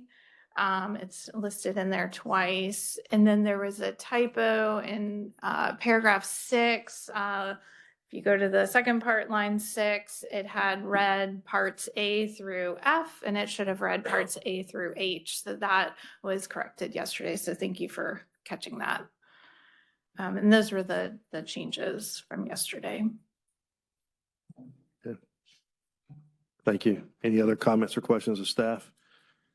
Hearing none, we will, are you ready to make your motion? You don't have to read it again. I think we got it for the Thank record you. already. Yes, So you sir. make the motion? Yes, Okay. sir. Water Quality Chair Keen makes a motion to approve. Do we have a second? Second. Commissioner Ellison seconds. Any discussion on the motion among commissioners? Hearing none, all in favor, please say aye. Let's raise our hands. Any opposed? It's unanimous. Thank you.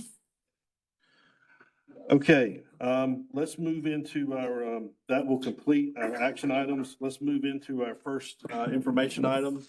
I'll intend to take another break after this first information item before we get into the remaining two, but we move forward with our Helene Recovery PowerPoint from the Forest Service.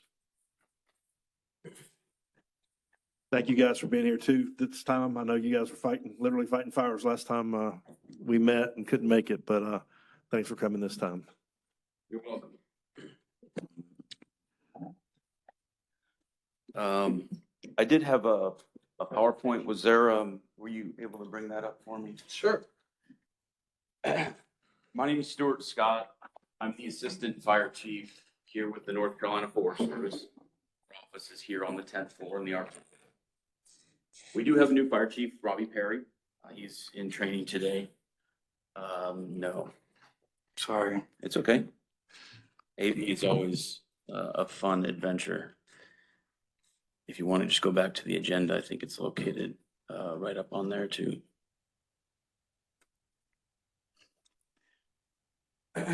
As I go through these slides, I've got a good number of them, so I'll try to be very quick and brief with what I'm going to talk about. I'd like for everyone to keep one word in your minds, and that's hope. When we talk about storm damaged forest landscapes, a lot of what comes across is doom and gloom.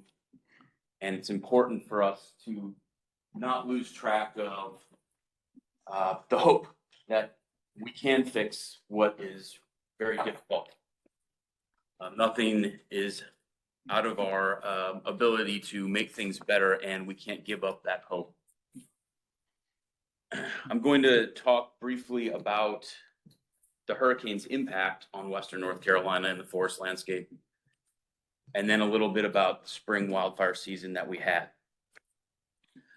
Just out of curiosity, does anyone know about the spring wildfire season that we had here in calendar year 2025?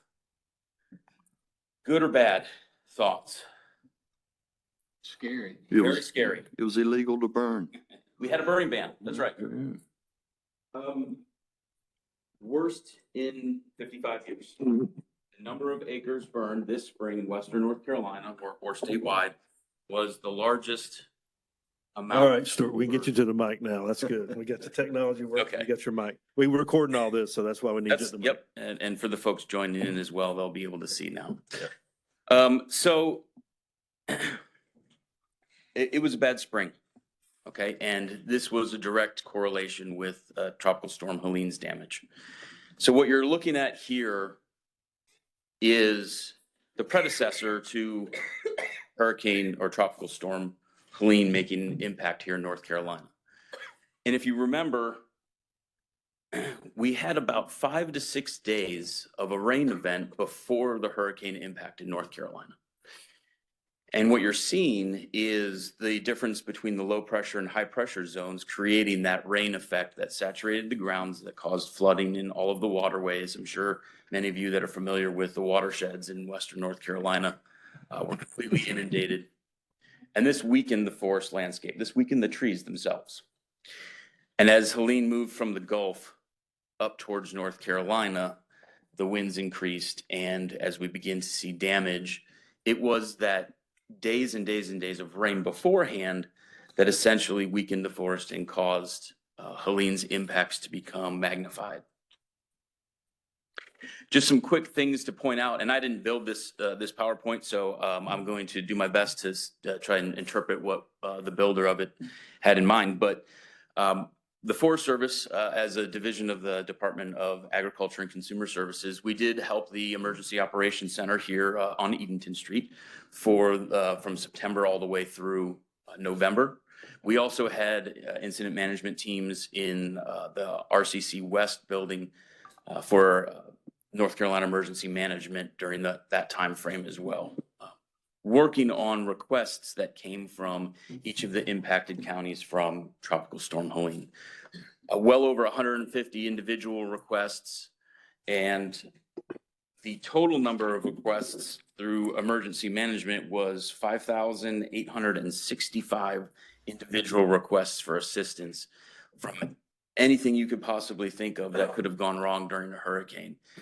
Ours was specific to search and rescue, a lot of road clearing due to damaged timber and flooding. The use of generators, setting up medical treatment facilities, a lot of logistical support for movement of materials. And the Forest Service does install footbridges so that people could get from their homes out to the roadways because of the inundation of water and flooding and damage in their way. So we spent basically about 4 months building footbridges and clearing roadways. 400 employees engaged in operations. That's about what we had. It was all hands on deck, and just about every person we had was engaged in the effort. Nearly 68,000 man hours worked on Helene response efforts. So what you're seeing here is what we call blowdown. This is the effect of the winds on those saturated soils and creating this forest landscape of all of the timber that was thrown to the ground And this primarily occurred on southern and eastern slopes as Helene made this sweeping turn towards the North Carolina mountains. The photo on the right just shows the flooding impact in all of the waterways through the river basins. But what you have to understand about timber damage is you think about a tornado that has the ability to snap trees and drop that timber onto the forest floor. When you have a tree that has a root system beneath it and it's saturated with water and the wind blows that tree over, now that root system is exposed. And this causes access problems for wildfire suppression. And what I'm going to talk about primarily is our inability to get into Helene impacted areas and actually engage in wildfire suppression efforts because of that damage. Okay. Here's another photo that highlights, you can see at the bottom of the photo, healthy forest. And then as you rise in elevation, the impact of the storm damage from blowdown. And then when you reach the top of the mountain or the peak on the backside, relatively not affected. So all of those exposed slopes were the ones that took the brunt of the damage. And the photo on the right indicates from Virginia all the way down to South Carolina and Georgia, the intensity of where most of that damage is located. The yellow dot in the middle is the most severe, and that is around McDowell County and Buncombe counties. But think about the Appalachian Mountain Range. The border between North Carolina and Tennessee is essentially a ridge line, and that's where a lot of that damage occurred. So this number is a quite frightening one. It's actually closer to 822,000 acres of damage from Helene's impact. That's a very difficult number to wrap your head around, 822,000 acres of damage. Those areas are now the areas of our concern for wildfire or catastrophic wildfire damage, because we simply can't get into those areas to use the methods that we've been employing for 150 years in wildfire suppression. You think about digging hand line with hand crews or using mechanical equipment to get into those areas and remove the fuel so that we can have a containment box around a wildfire. We simply can't get there anymore. And by extrapolation, that means that our wildfires will become larger as our containment box has to grow in size. So this does offer us some opportunities in forest management to think about new strategies that have to be employed on how we're going to suppress these wildfires. And I ask the question routinely, well, why? Why do we need to suppress them? Isn't it healthy for the forest to let it burn and rejuvenate itself? People are the problem. We have people living amongst the woods. Now we call that the wildland urban environment. And we simply just can't let the fires burn because we will lose homes. So we know that we have to suppress the fires in Western North Carolina, and we know that they're going to be larger because of Helene's impacts. This offers us challenges. And as far as the utilization of the timber that was damaged in Helene, that time has passed. Disease and bugs get into the damaged timber laying on the ground and makes it unmerchantable for forest product use. So now we're at the point of concentrating on what we can do to help save as many homes as possible in the forest itself. So we came to a conclusion with the list of acronyms here. I won't go into all of the details of what this framework might look like on how we're going to begin this project of changing our strategies and tactics for firefighting and mitigation projects to lessen the impact to people, to their homes, and to the forest landscape. And we partnered with, of course, local EM, county governments, nonprofits. FEMA, of course, was great to work with and moving forward. Our biggest problem is, of course, that access to get to where those fires are so that we can modify the fuels. And I'll just we'll go right back to elementary science class. When we're talking about wildfire, there are three things that make fire continue its existence, and that's oxygen, heat, and fuel. There's 21% oxygen in the environment, way too much for us to change. We can't smother wildfires, it's impossible. To cool fires, to remove that heat, we have to use water. There's not enough water that we can move from point A to the fire, point B, to suppress using airplanes and helicopters and engines. So we have to modify that fuel. That's where we're going to get our greatest action of our fire suppression containment. The problem we have is when we go larger with our containment boxes, we're going to incorporate more homes inside of that containment box. And that's where our problem lies. So if we wind the clock back to Hurricane Florence, which was in 2018, September of 2018, that was an Atlantic hurricane that came in and flooded the coastline of North Carolina. It did the same thing. It uprooted trees and it caused that damage to where we couldn't get into those areas to fight the wildfire. But on the coastal plain, we have large expanses of timber. They're blocks covered or surrounded by ditch networks and roads. So our containment box could get larger. And generally, there's not a whole lot of people that build their homes in the swamp. So our strategy changed after Florence. Our fires got larger. And effectively, we did a good job of mitigating that problem by increasing the size of our containment boxes. In the mountains, of course, too many homes. When we go larger, there's going to be more homes involved there. So now our tactics have to change again. The increase in amount of debris that is out there is going to hamper our containment efforts and increase to the intensity of wildfires. Now, remember at the beginning of this, I said I don't want you to lose hope, but there are some staggering numbers I'm going to throw at you. We are talking about a drying of the large timbers from Helene's damage that will impact our wildfire suppression for the next 15 years approximately. I'm on year 15 of my career with the state. So the remainder of my career is going to be dealing with the impacts from Hurricane or Tropical Storm Helene. And probably most of the rest of us as well. We can't really afford another Helene because now we're looking at 15 years of changed tactics. And another storm like that, where we're going to get into the 20 and 30-year timeframes of this massive change to the forest landscape. But we have hope, right? We're not going to give up hope, and we're going to find the ways to mitigate these problems. This, of course, as I've mentioned before, is all due to our urban interface, where we have people that are moving into these forested areas that were impacted by the storm. What this graph shows, and we won't spend very much time on this, but what this graph shows is that during this bell curve here, this is the growing season during the year. So our summer times are generally wet. We have a fall fire season and we have a spring fire season.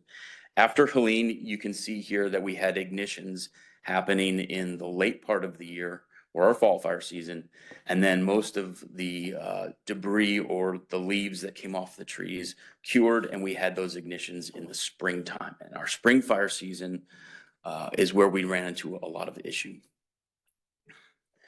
This slide here uses the high-form satellite imaging, and I've got some credits that I do want to throw out here so that I don't leave these people out. Steve Norman, Bill Christie with the Southern Research Station, Eastern Threat Assessment Center, and Greg Dobson of the National Environmental Mapping and Analysis Center.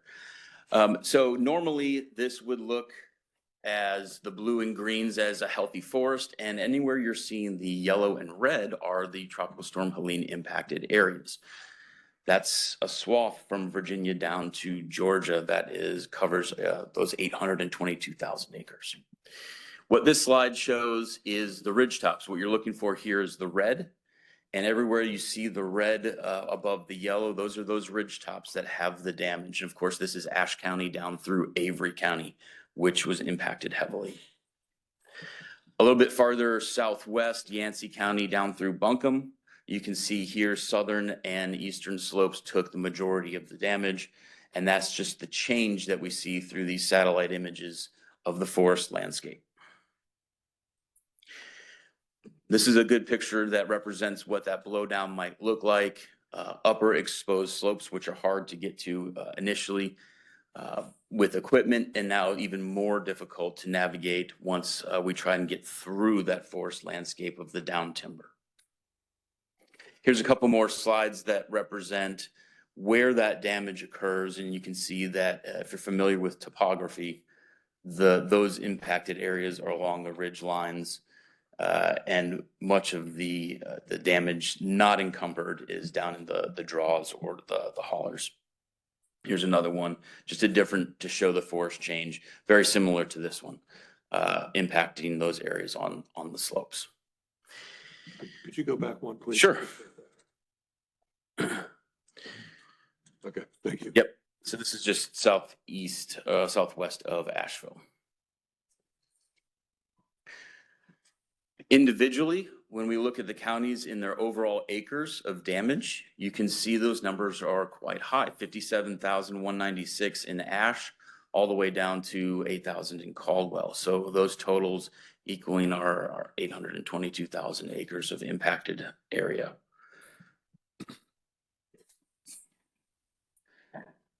This has varying effects on what we see when we have forest ignitions. The damage affected homes themselves. They affected access, blowdown areas that we can't get through, access to homes to evacuate, and then structure protection, which we'll have to do in greater detail moving forward for the wildland-urban interface. This slide is a representation of the closeness of structures to the storm damaged areas. So everywhere that you see a black dot would be a structure that's occupied, and you can see a lot of those are along those ridgeline and storm damaged areas. So these all become opportunities for us to really teach the general public about evacuation procedures and our Ready, Set, Go program. Just for your knowledge, Western North Carolina has more wildland urban interface than anywhere in the country. That includes Southern California, the middle of California, those areas that we think about having some of the worst wildfires due to unusual weather patterns and wind patterns. We've got the most here. Not a great thing to be proud of, but our mountains are beautiful and our people love living here. I'm not going to spend a whole lot of time on this. This talks about wildfire hazard near structures. The numbers, what's really important is on this next slide here is to see the 3,063 structures that are near severe blowdown areas and are prone to catastrophic wildfire damage. So from Allegheny down through Ash, Watauga, Avery County, Mitchell, and then down into Buncombe, Polk counties, Henderson counties. This is a lot of ground for a county ranger to cover. It's difficult when we have multiple fires happening all at once. So these impacted areas are going to make initial fire suppression difficult.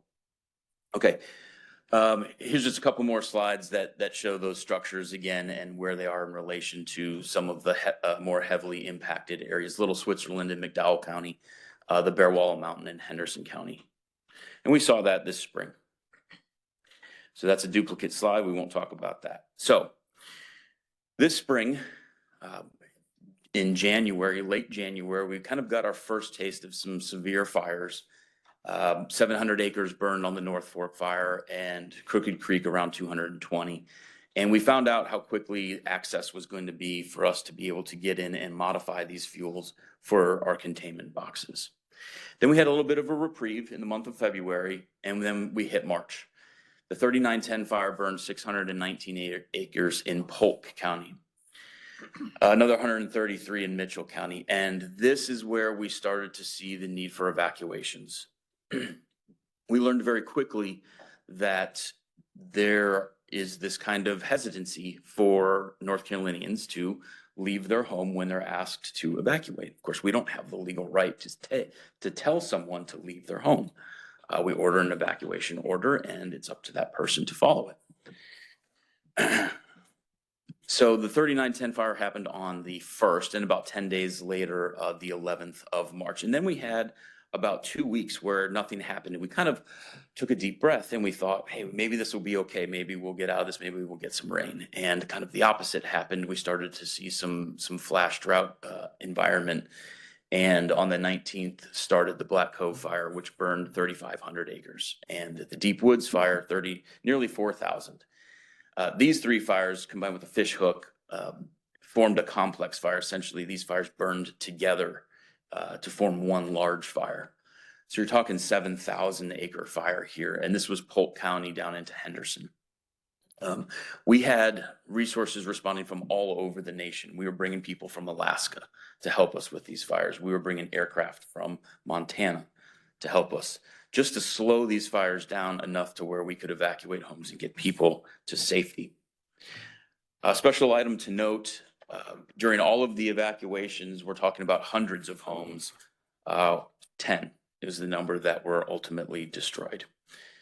That's pretty good. I want to see 0, of course, but losing 10 homes out of the potential of hundreds to thousands is actually quite good. The Iron Circle fire, the old highway number 1 and the Alarka number 5 started popping at the end of March. And you can see, this is really difficult for you to see on the screen here, but that was a little bit farther southwest into the corner of the state. And we had national teams come in to help us with those fires as well.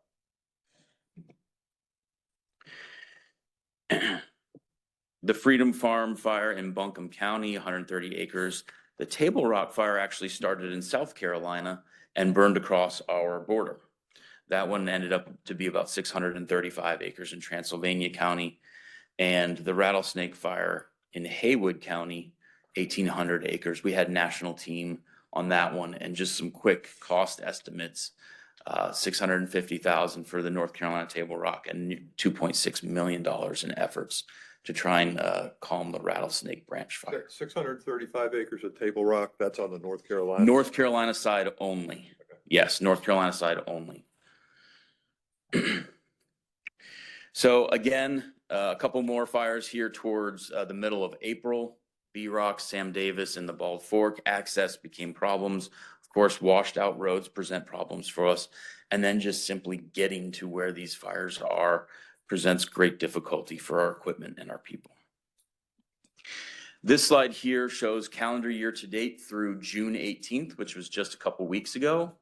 And what it's showing here is the number of fires there in the western side of the state, which was not quite as common until Helene's damage. The Sand Hills right in the middle down around Lumberton and then towards the coastline, that's fairly typical for a spring fire season. But what we're really focusing on here is all of these fires that occurred in the western side of the state due to Helene's damage.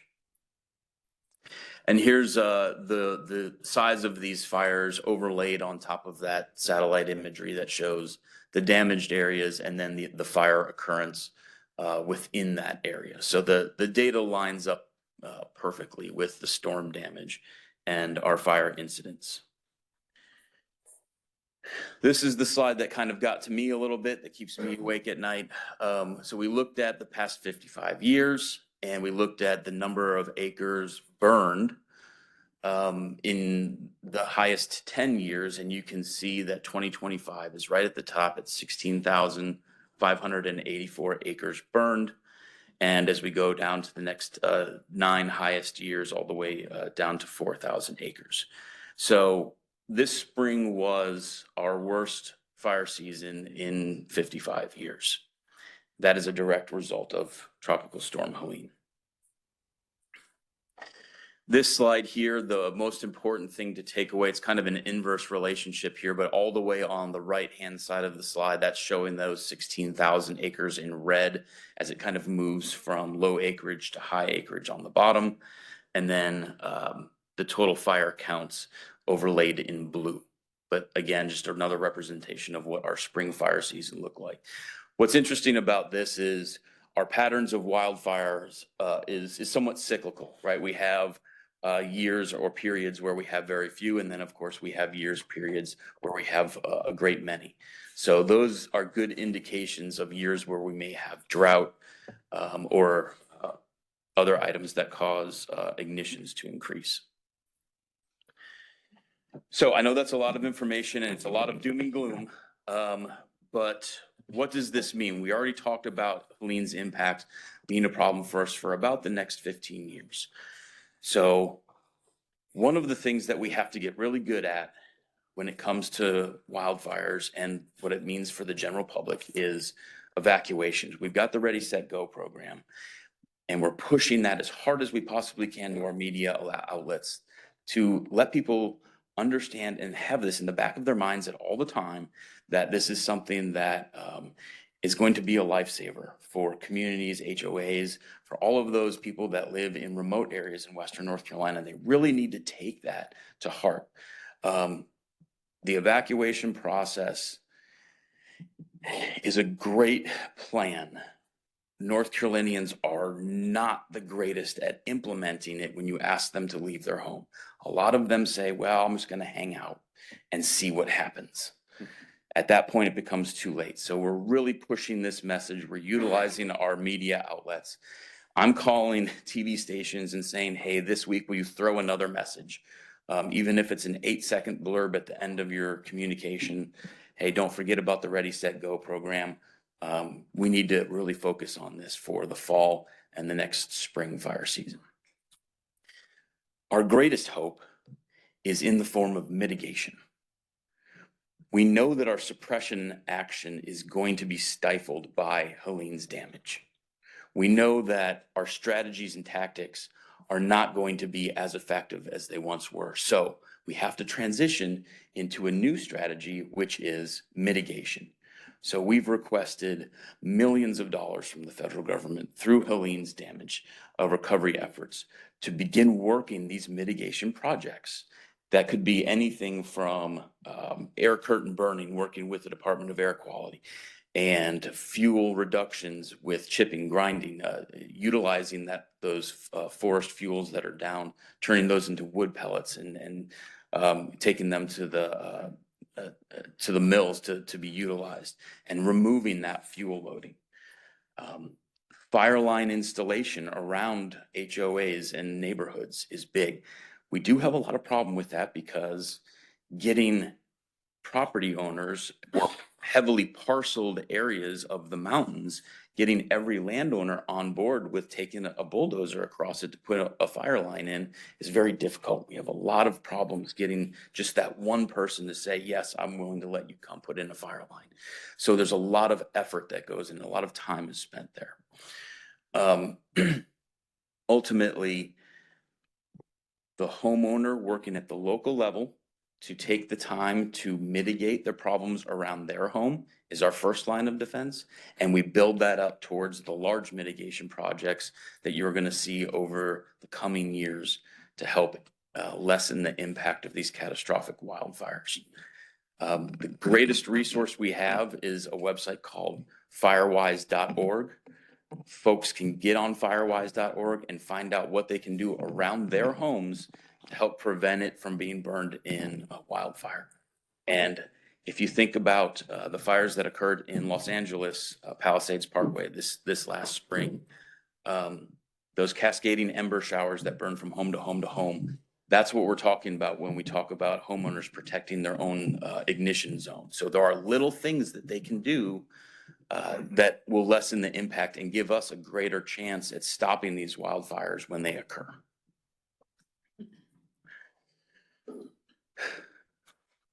Hope, the need for evacuation, and mitigation projects are going to be how we beat wildfires going in the future. We used to beat them down by modifying the fuel with hand crews and bulldozers, installing fire lines. Now we know our fires are going to be larger, and we have to get everyone on board with these mitigation projects. I'm sure you have many, many questions.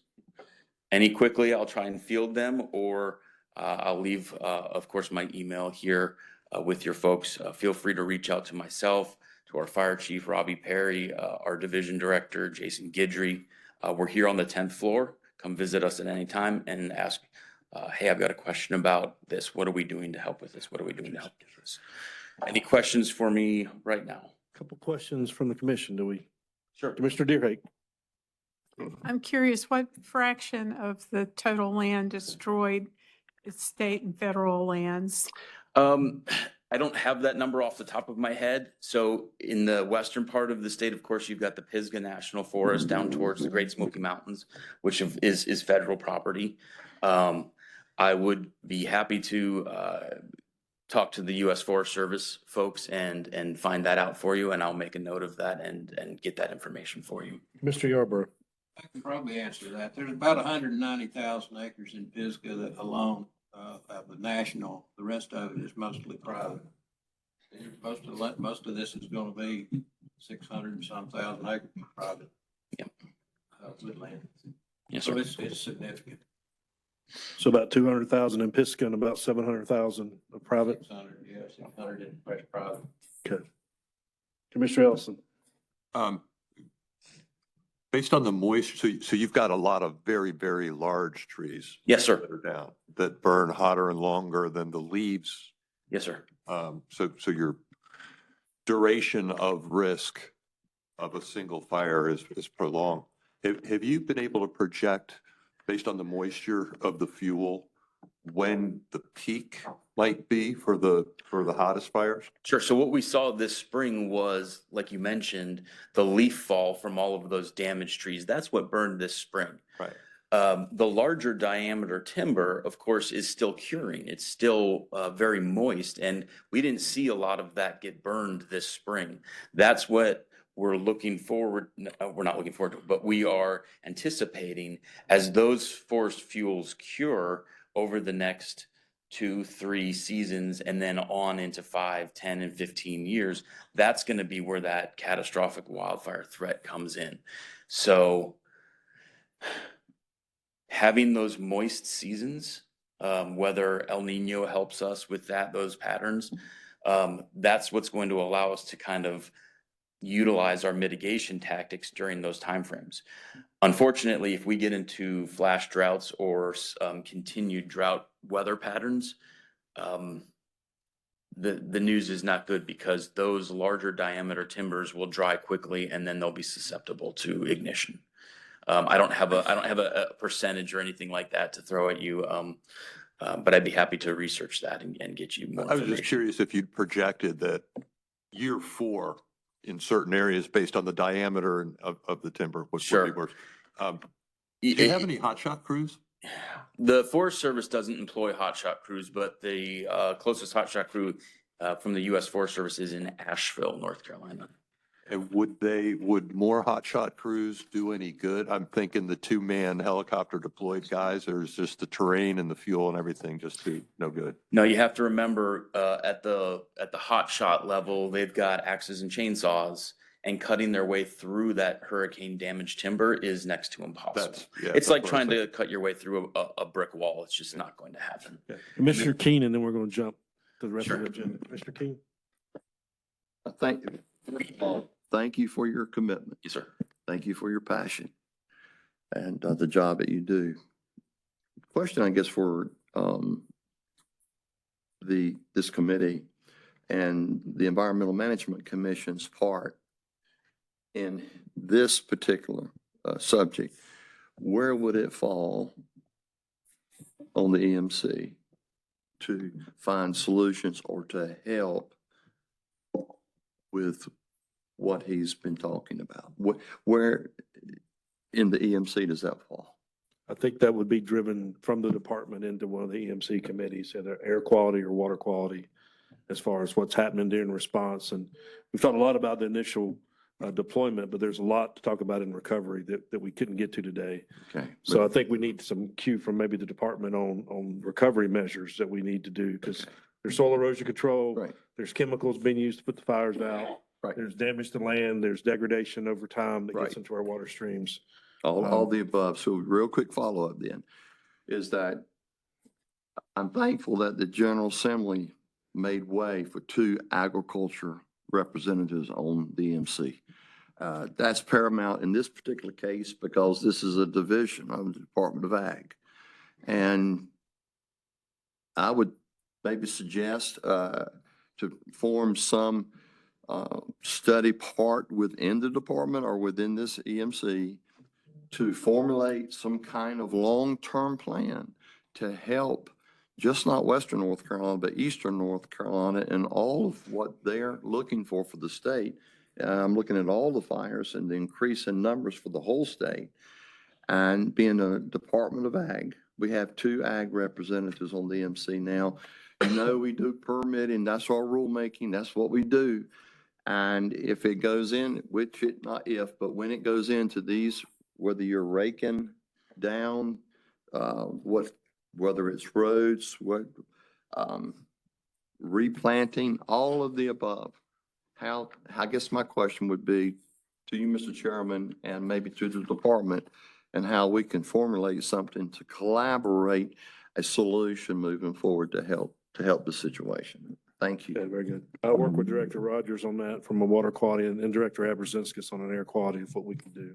And I have a great point of contact for you. Jamie Dunbar is our fire environment forester, and he's been working with air quality and is familiar with a lot of exactly what you're talking about. And moving forward, his level of expertise goes well beyond mine, and I'd love to have him come speak with you as well. We'll include that for an update next time. All right, y'all can get with him louder. Let's take 5 minutes break and come back. We got 3 more presentations to do, and let's keep it moving. Thank you. Be back in 5 minutes, guys.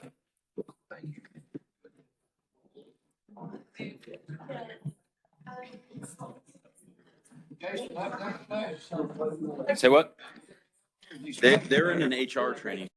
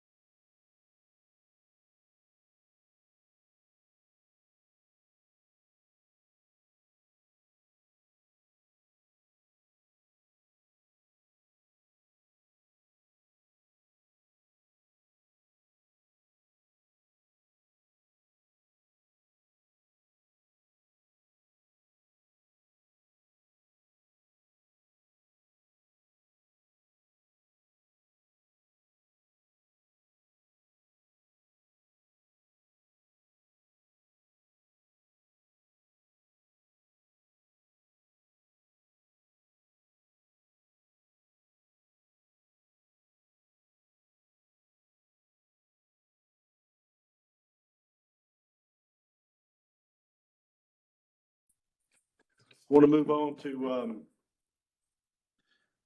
second information presentation from Forrest Westall with the Upper News Basin Association. Forrest, you coming or you're looking at me? I'm coming. Okay. I know. We'll get it. Presentation. As far as gets this presentation lined up, just want to remind everyone, I guess a couple bigger things. You check on them out there, right here. One is we're having a series of presentations on nutrient management. We heard Falls last time. We'll hear Clarity presentation after this one. We have High Rock coming up in September, I believe. And we'll also probably be doing something on Jordan, but there's a lot of things moving with nutrient and nutrient management in the state.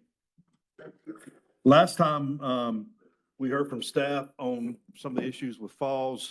I think there were some gaps that might have been left in that presentation. I wanted to give Forrest an opportunity. I know he had written some emails and contacted some of us about that, but I really wanted this to kind of bring us back together on Falls before we leave it. Let maybe Forrest address some of the gaps that he saw from that presentation and really keep it on a path moving forward as we go to adopt new rules in that basin as we go through the year. As a reminder, why is this association important? I'll just tell you that all these associations, they carry a flag, and sometimes we like to point at associations. That association covers 6 different counties. By my count, Forrest, you got 15 pretty powerful public sector members, including all those counties in that area, plus Raleigh and Durham, and as small as Hillsborough and Wake Forest. But every time you speak, there's a crowd of people listening to us that are part of the regulated community that are really impacted by the work and what nutrient management is all about. So with that, I'll give it to you for your brief presentation. Thank you, Mr. Chair. Thanks for the opportunity to be with you today. I would say I appreciate greatly the problems in the middle of the state right now in Texas.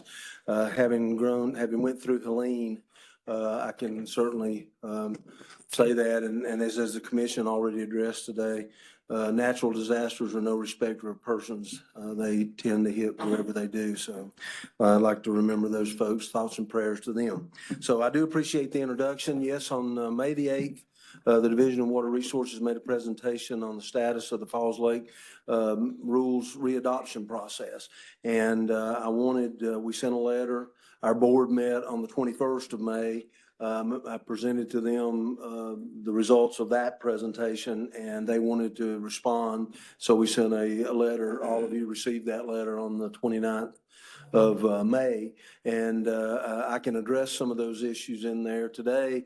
I would like and hope that we can keep on the high trail here in terms of making progress as opposed to being nitpicky about where we are on the process. One of my great concerns about the May 8th presentation, which I think Commissioner Smith pointed out, is that this is not done yet. We're still in the process of working through it. So I don't think it's good always to air those things out before they've had an opportunity to be dealt with. But the UNRBA is a unique organization with lots of different political and cultural views. It's very much a rural watershed. There's only 14% of this watershed that is developed. May get a wrong idea about that as you drive through 85, but it is mostly wooded areas and farms that have no longer been operated. Farming in the watershed has dropped by 50%. We have extremely active membership. Our membership is very engaged. We have elected officials from all of our representative governments. City of Durham here today, and they are very supportive, and the city of Raleigh is certainly involved. And so we have been making a lot of progress through our membership and basically unanimous support for continuation of management activities in this watershed to address nutrients and other parameters. I think the flooding already shows us that one water is the way to approach things. It's not one issue, it's many issues. And so watershed management needs to be comprehensive. It needs to be holistic. It needs to be looked at that way. And we've tried to build those characteristics into our rules recommendation. We've also reached out to important stakeholders. Agriculture has been involved with our programs and meetings. We've had the DOT involved, and the development community has been involved. So we've been doing our best to reach out to all of those folks throughout the time that I've been there, since that's 2012. Been the executive director since January 2012. And one of the things I point out again, and I know I pointed out before, when the Falls Lake rules were adopted in 2011, the new development requirements and the existing development requirements began to be implemented in 2012. That has been the last 13 years that every new project in this watershed has had to address stormwater runoff post-construction. The Jordan rules went into effect a little bit before the Falls rules. None of those provisions, those two provisions, existing development, new development, have been implemented. So the folks in this watershed have been doing a tremendous job to do that. We are coming down to the very critical part of adopting rules. We know more than anybody's going to know about any water body in the state of North Carolina. We have more research, got the collaboratories work, got our work, we got 10 years of effort, we got 4 years of monitoring, we got 4 models. We got more stuff to deal with and look from a technical standpoint than any other place. But I've been in regulation work for a long time. It's more important what you do than what you know. We know a lot, but let's be pragmatic, let's be realistic, let's be technologically supportive of doing what needs to be done and the right things. So we did have a meeting, a follow-up meeting to May 8th before we sent our letter out with John and Rich, who you both know, that are the staff folks that work on non-point sources in the state. John has been our main contact. And we had our board meeting on the 21st that I already referenced, and that we sent the letter, and you have that information. I have additional clarifying information, a 3 or 4 page thing. If you would like for me to submit that or send it to the board, I can, as part of that letter, which will lay out some of the specifics in it. And we met with the Triangle Land Conservancy. We also met with the departmental and the division leadership. Appreciate Richard and Judy and Deputy Secretary Mazemore, Karen Higgins, who's in charge of the planning part of it. Rich and John all attended that meeting. And we are still very concerned about conservation. We think conservation is critical. The flooding that occurred in Durham and around the last couple of weeks, the hardening of watersheds is a real problem. Keeping those wooded is a tremendous benefit. We discussed this with the Path Forward Committee, which is our steering committee, on June the 3rd. And we have extended out to stakeholders a review of the draft sections that the UNRBA has developed. Our draft rules have been being reviewed since December of last year, and we have updated those. I will be sending those out to the Path Forward Committee and the mailing list, which includes some of you. And I want to thank several of the board members, several of the commission members for setting in on our meetings and on the workshop meeting that DWR held on the 24th, because I think it's very helpful to get that background information and hear the input from the folks that are being impacted by this rules. 250,000 people in this watershed are directly impacted by the cost and the implementation cost of this rules. Over 500,000 people drink the water out of Falls Lake for the city of Raleigh. And the people in the watershed drink that water. As you probably know, Hillsborough had a problem with their water. I think they're okay right now, but it is an important aspect for all the people in the watershed, this management of the watershed and controlling nutrients and other impacts. We will discuss that at our August meeting of the Path Forward Committee. We will again discuss that at the September Path Forward Committee meeting and at the September UNRBA board meeting. And so with all this background and the information, we continue to work to take the input and the comments that we have, listening to all different people. We have tried our best to get all the stakeholders. Everyone knows, you've been on this, I've been through it. Rulemaking is difficult, and there'll always be people coming up that have concerns. that they feel like they must raise again. So we'll do our best to do that. We're looking at an integrated approach to watershed management. We're looking at the wastewater treatment plants achieving the best available technology for biological nutrient removal. And we're looking at stormwater control measures on new development that will mitigate the increase and not have any increase in loading from them. We're looking at investing in the watershed and health, not just nutrient control, but nutrient control and watershed health. We're looking at a lot of projects in the watershed, and we've invested around $14 million already in the last 3 years. And we just completed the 4th year, and that report will come out in November. And so we'll have a large increase. The requirement under the program you all approved called the IAIA, the Interim Alternative Implementation Approach, was $4.5 million.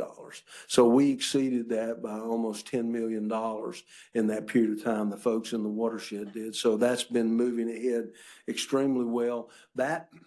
Our history and record on that has also caused DWR to look at that as an option in the Jordan rules they're developing and in the High Rock Lake rules that they're developing. So we believe we're setting a pattern and a process for moving forward with this. We want to take into consideration political pressures. Everyone, and when I say political pressures, I mean the development community is very concerned about the cost of these rules. Doing new development requirements puts an additional cost on any development because they have to put in stormwater control measures. And so we have a working new development program implemented by the local governments that folks are following, that the development community is following. It's become a cost of doing business for them. If that program becomes more restrictive or more resistive or more problematic, in the environment that we're in, I am concerned that we could lose that program or have it modified significantly. So that's why we have incorporated the development community. The home builders have been providing input to us, and we believe that holding on to what we have is the best way to do that. We also are looking at co-benefits and partnerships. Agriculture has done what they can do in this watershed, and DWR has agreed with that.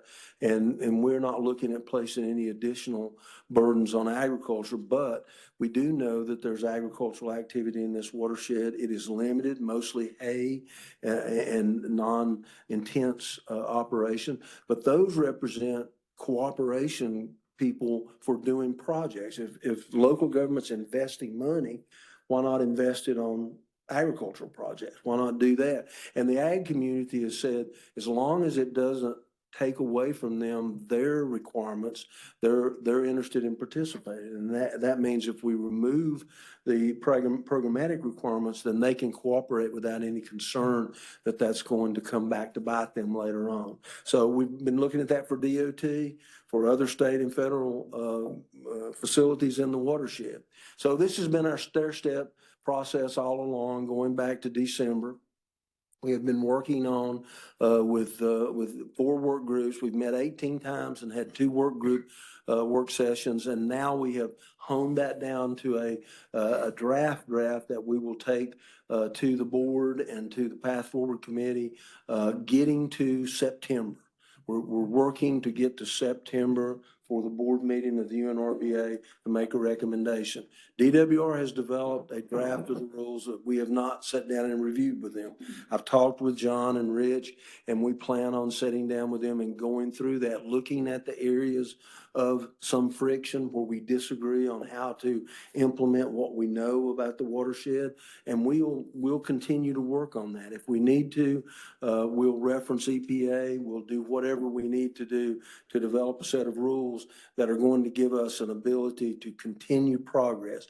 We believe that the efforts since 2006 and changes in the watershed like air deposition have resulted in a reduction of total nitrogen of 35%.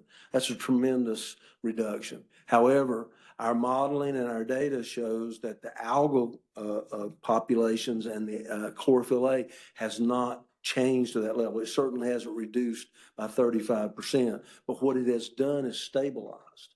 it has stabilized. We will never meet the chlorophyll A standard in the upper part of the reservoir. The 40 micrograms per liter cannot be met. Our modeling shows that. Our modeling shows that an additional 50% of reduction in nitrogen for the whole watershed, not for just managed lands, but from forest lands too, 50% reduction.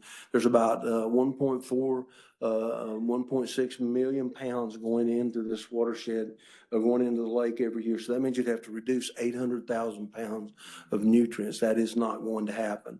There's no physical, technological way to achieve that.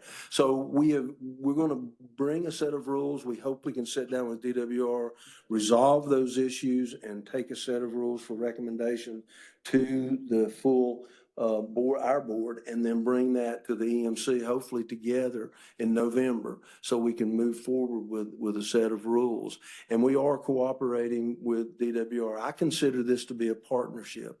I consider this to be an excellent model. The regulated community and the representatives of the political organizations in this watershed, working with the state agency, working with the Environmental Management Commission to come up with a set of requirements and rules that are going to work in the watershed. Remember, it's the people in the watershed that implement this rule. It is the organizations, the local governments that are doing the new development rule. It is the local governments finding the projects to do the investment. It is the people on the ground in this watershed, the wastewater treatment plants and the other owners that make that possible. So having them at the table early on hopefully gets us to a point where we're not going to be in conflict when the rules go out to the world. And as you've already discussed, and I've followed up with the council here relative to what happened in the Tarpam, we're going to learn from that. John and I talked about it earlier, what happened with the RRC. I've worked with the RRC. It's a new RRC. It's a new process. So we're dealing with different viewpoints than what we dealt with in the past. And John has great experience on how to work through that process, and so we're hopeful to utilize that. So our objective is to get back to you in November. Each time I present, I provide you with thousands of pages that I know you want to read that are in these links that we have. But I do feel much better than I did after the meeting on May the 8th. I was very concerned, but I do appreciate the leadership of the division and the department sitting down with us and talking about those things. And I believe we have a unified commitment to get to a good set of water quality rules. As I explained to DWR, this is no reflection on any of the things they've done. The UNRBA has invested $14 million over the last 12 years on this project. And we are very interested in getting rules that are going to work. And we're going to follow that guideline. And I hope we can reach some consensus on the areas where we don't agree. But if we don't, we are going to proceed with trying to get rules in place that we can live with that'll move forward into the future. And so that's kind of our status report at this point to the commission. I appreciate the commission putting me on the agenda. I appreciate the engagement of the commission and the engagement of the division and the department. If you have any questions, be glad to try to answer them. And thank you for coming in today, Forrest.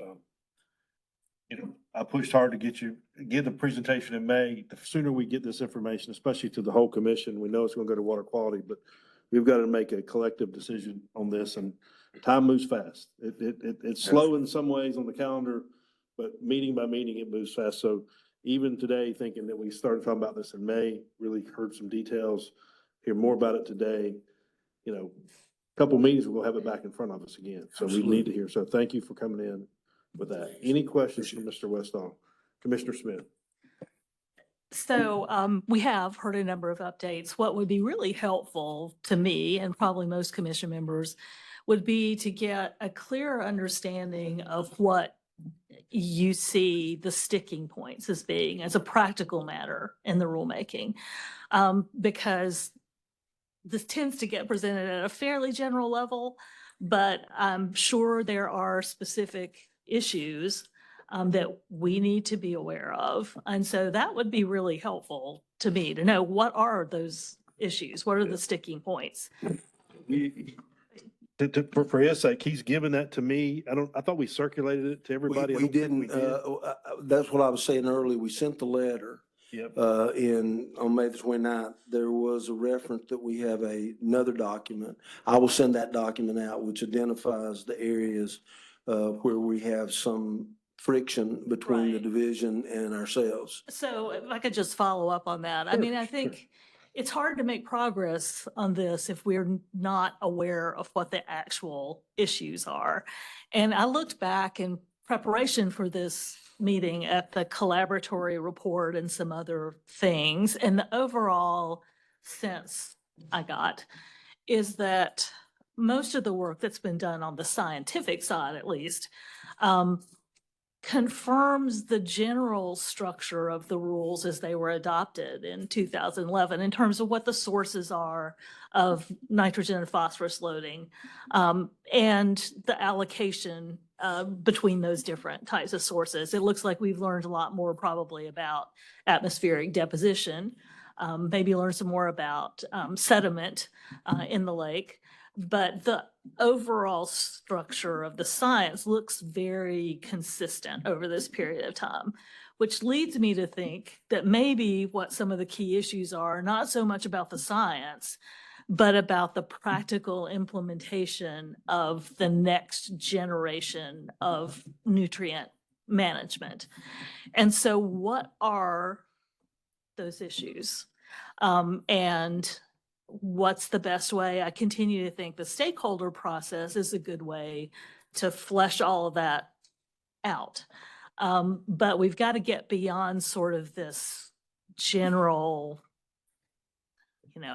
series of updates that don't actually identify what the issues are, so we can talk about that and know where the staff is headed and where the association thinks they may need to be headed in a different direction. And that's one of the reasons why we moved from concepts and principles, which is one of the reference documents here, to actual draft rules, because that's the devil in the details. What does it mean when you have a concept or principle? How does that bear itself out in the rules? And so we do have a set of draft rules that I'm certainly willing to share. DWR has a set of draft rules that looks at different things. I will tell you that some of the issues are pretty ingrained and complicated, but I'm glad to share that other report to you. And it identifies specifically where we don't agree and where we have concerns about certain aspects of what we would like to see the rules address. And, the report is, as the chair pointed out, we made our report in November of 2023. The collaboratory made it in December of 2023.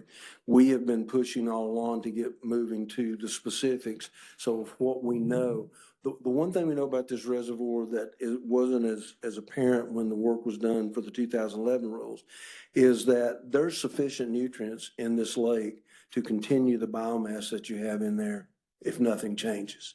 So we have to hold the line.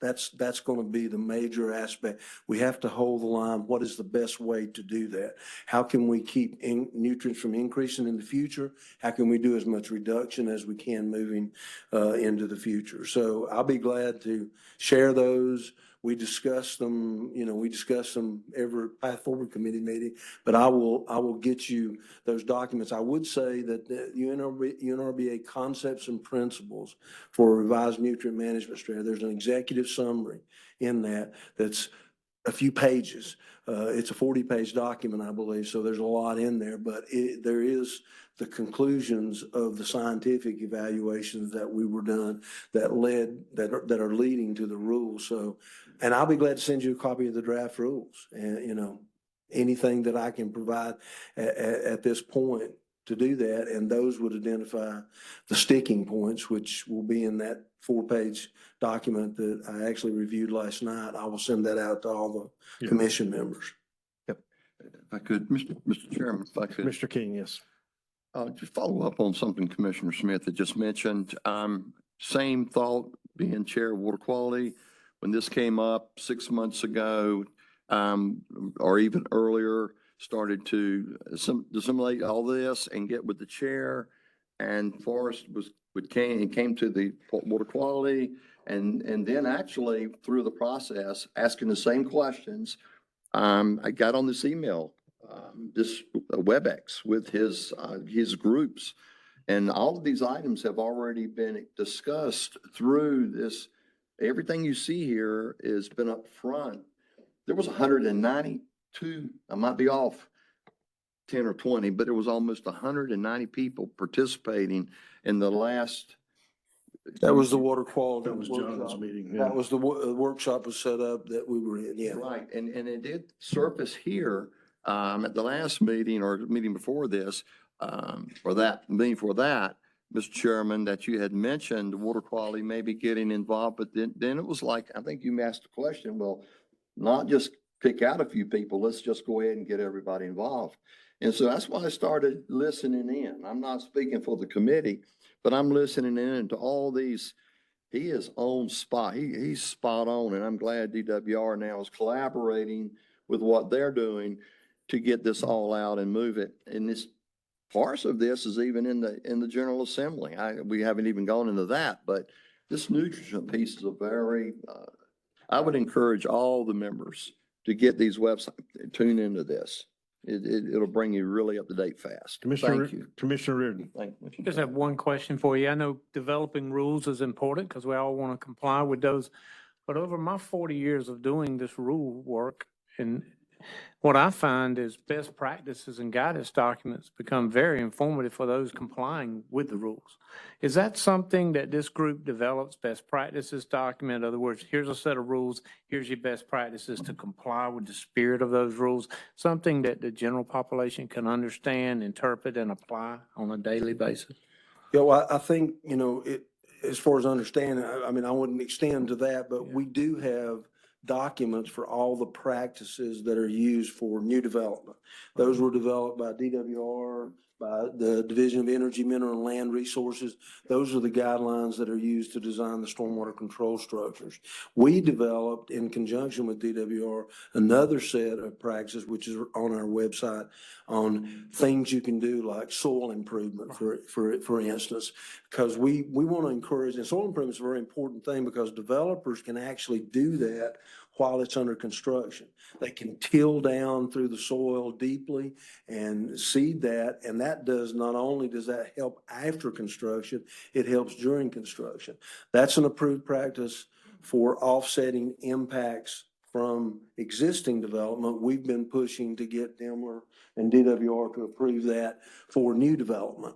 And so there is a list of approved practices. There's a catalog that John has, that DWR has on the website about all of the strategies.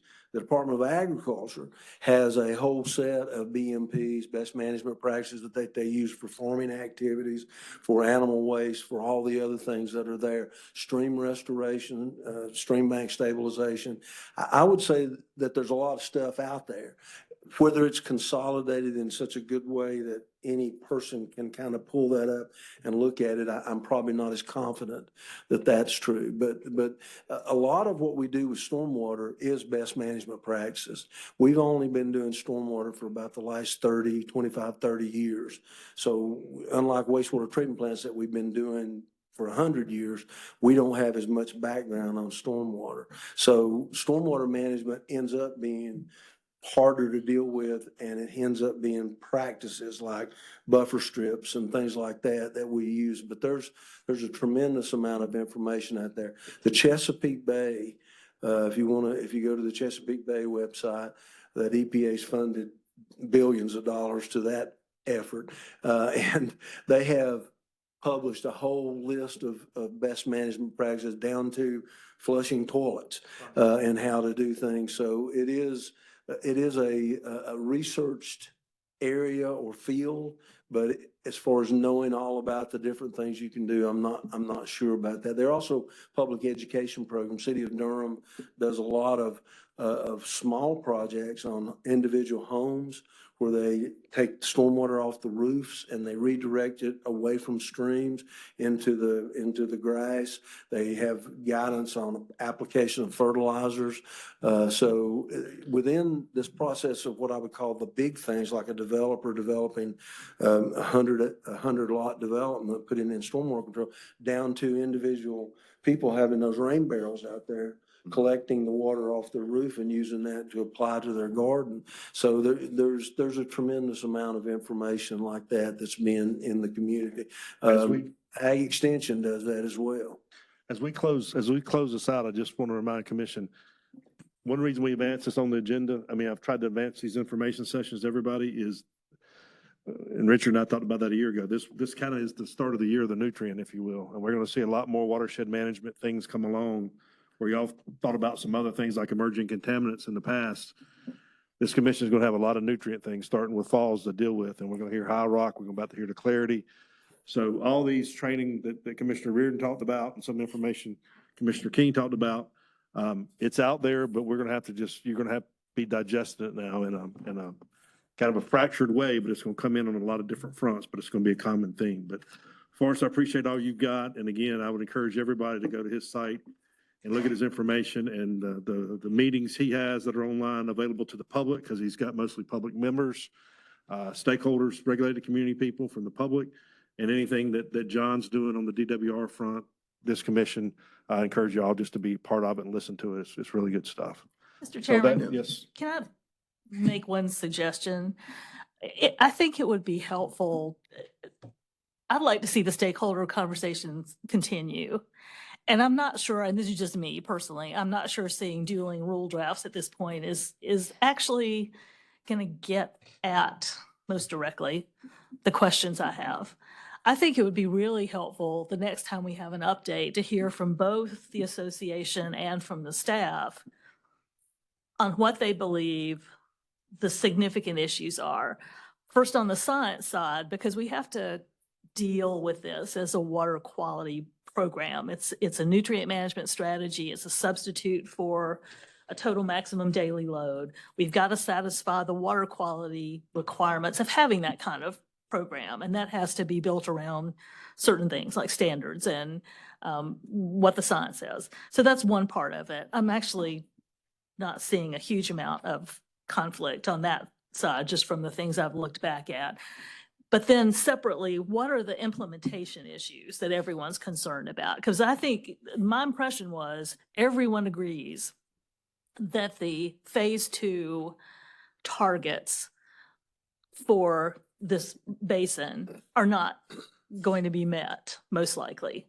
And that's why we're talking about having a revised strategy. So what are the concerns about that implementation? My guess is, knowing how water and wastewater systems operate, people want a legitimate planning horizon. They want to know what their expectations are going to be. And obviously, standards and rule requirements affect what those expectations are going to be and how they can build that into their future expansion planning or using their total allocation for their wastewater system. What I'm seeing right now is that a lot of the concerns are probably actually there. It's on that side of the discussion, but we need to know what those are. And I'd like to understand that from both the staff and the association standpoint. And you segue into the next topic very well. I'll go background. I asked Welcome. staff to do the falls last time, and we kind of got a little bumpy with that. I mean, just being kind to everybody. We got a little bumpy. I didn't like do both perspectives because I hear a lot of people say we need to hear from staff first. This time on the clarity standard, I asked for staff and the stakeholders to come forward. So you're about to hear on the clarity standard, maybe two sides or where the issues are. So to your point, and when we do High Rock in September, we will have both parties in as well. So I don't want to undercut staff with that, but I tried staff first last time. It didn't work out. And you're exactly supporting having maybe stakeholders and staff do the presentation so we can hear everything. And we'll do that right now, actually. I'll So let's send move you, to the I'll send clarity you the standard. thank you, and I'll Please send send us you the the document. document to everybody. And if you want to be on the email list, you can get all kinds of emails from me. So you can just do that. Okay, let's move to the next topic before lunch. We'll take probably 20 or 30 minutes with this one, and then we'll move on into lunch and come back hopefully at 1 or 1:15 to final comments from directors and from staff. Clarity standard gives some background. There was some talk about this and some stuff that actually started trying to move in the 2010 to probably 2013 timeframe. It didn't really pan out. I don't say we saw it come back probably 5 or 6 years ago.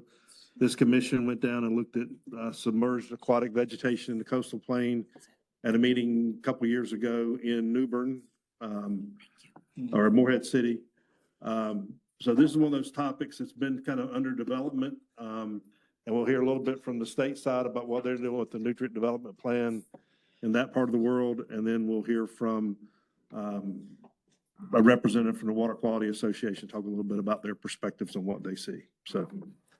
Thank you, Chair Solomon. My name is Elizabeth Liebig, and I work at DWR in the Classifications and Standards branch. And today I'll be presenting a brief overview on the Nutrient Criteria Development Plan and provide an update on its current status and kind of outline the next steps. And Charlie Deaton is also in the audience today. He is with the Division of Marine Fisheries and leads and oversees the development of the Coastal Habitat Protection Plan. So the Nutrient Criteria Development Plan, or NCDP, was developed in response to a Federal Register notice and subsequent EPA memoranda and actions. The latest NCDP version was renewed in 2019 and was approved by the EPA. It is an EPA-approved process that we are obligated to follow. The NCDP recognizes that different water body types warrant different criteria due to characteristics such as landscape position, flow dynamics, and sensitive species. The plan commits to developing separate criteria for lakes and reservoirs, rivers and streams, and estuaries to protect the designated uses of the water bodies, which may include protection and propagation of aquatic life and recreational use. We are currently in the estuary pilot phase. So there are other relevant policies and plans to consider in addition to the NCDP. One of these is the North Carolina Coastal Habitat Protection Plan, or CHIP. The CHIP was amended in 2021 and focuses on improving water quality, increasing coastal resilience through nature-based solutions, and fostering public-private partnerships. The steering committee for the 2021 CHIP amendment comprised of 2 members from each of the 3 state commissions that were required to approve the plan. They are the EMC, the Coastal Resources Commission, and the Marine Fisheries Commission. The 2 EMC commissioners that were on the CHIP steering committee were Commissioner Bailey and former Commissioner Anderson, and we would like to thank them for their hard work with this program. One recommended action coming from the CHIP plan involves using the NCDP process to develop a water quality standard for light penetration. This work also protects the designated uses of the estuaries, such as the protection and propagation of aquatic life, which is a goal of the NCDP. Nonprofit organizations also provided information to the CHIP steering committee, specifically the North Carolina Coastal Federation and the Pew Charitable Trust. These 2 organizations formed a stakeholder work group whose focus was to identify actionable strategies to address concerns about water quality as related to nutrient enrichment and sedimentation. A report with recommendations was completed by the work group and presented to the CHIP steering committee. Their recommendations included non-regulatory actions and funding for voluntary improvement actions. Commissioner Deerhake was very instrumental in this work group, and we would like to thank her for all her hard work in this program.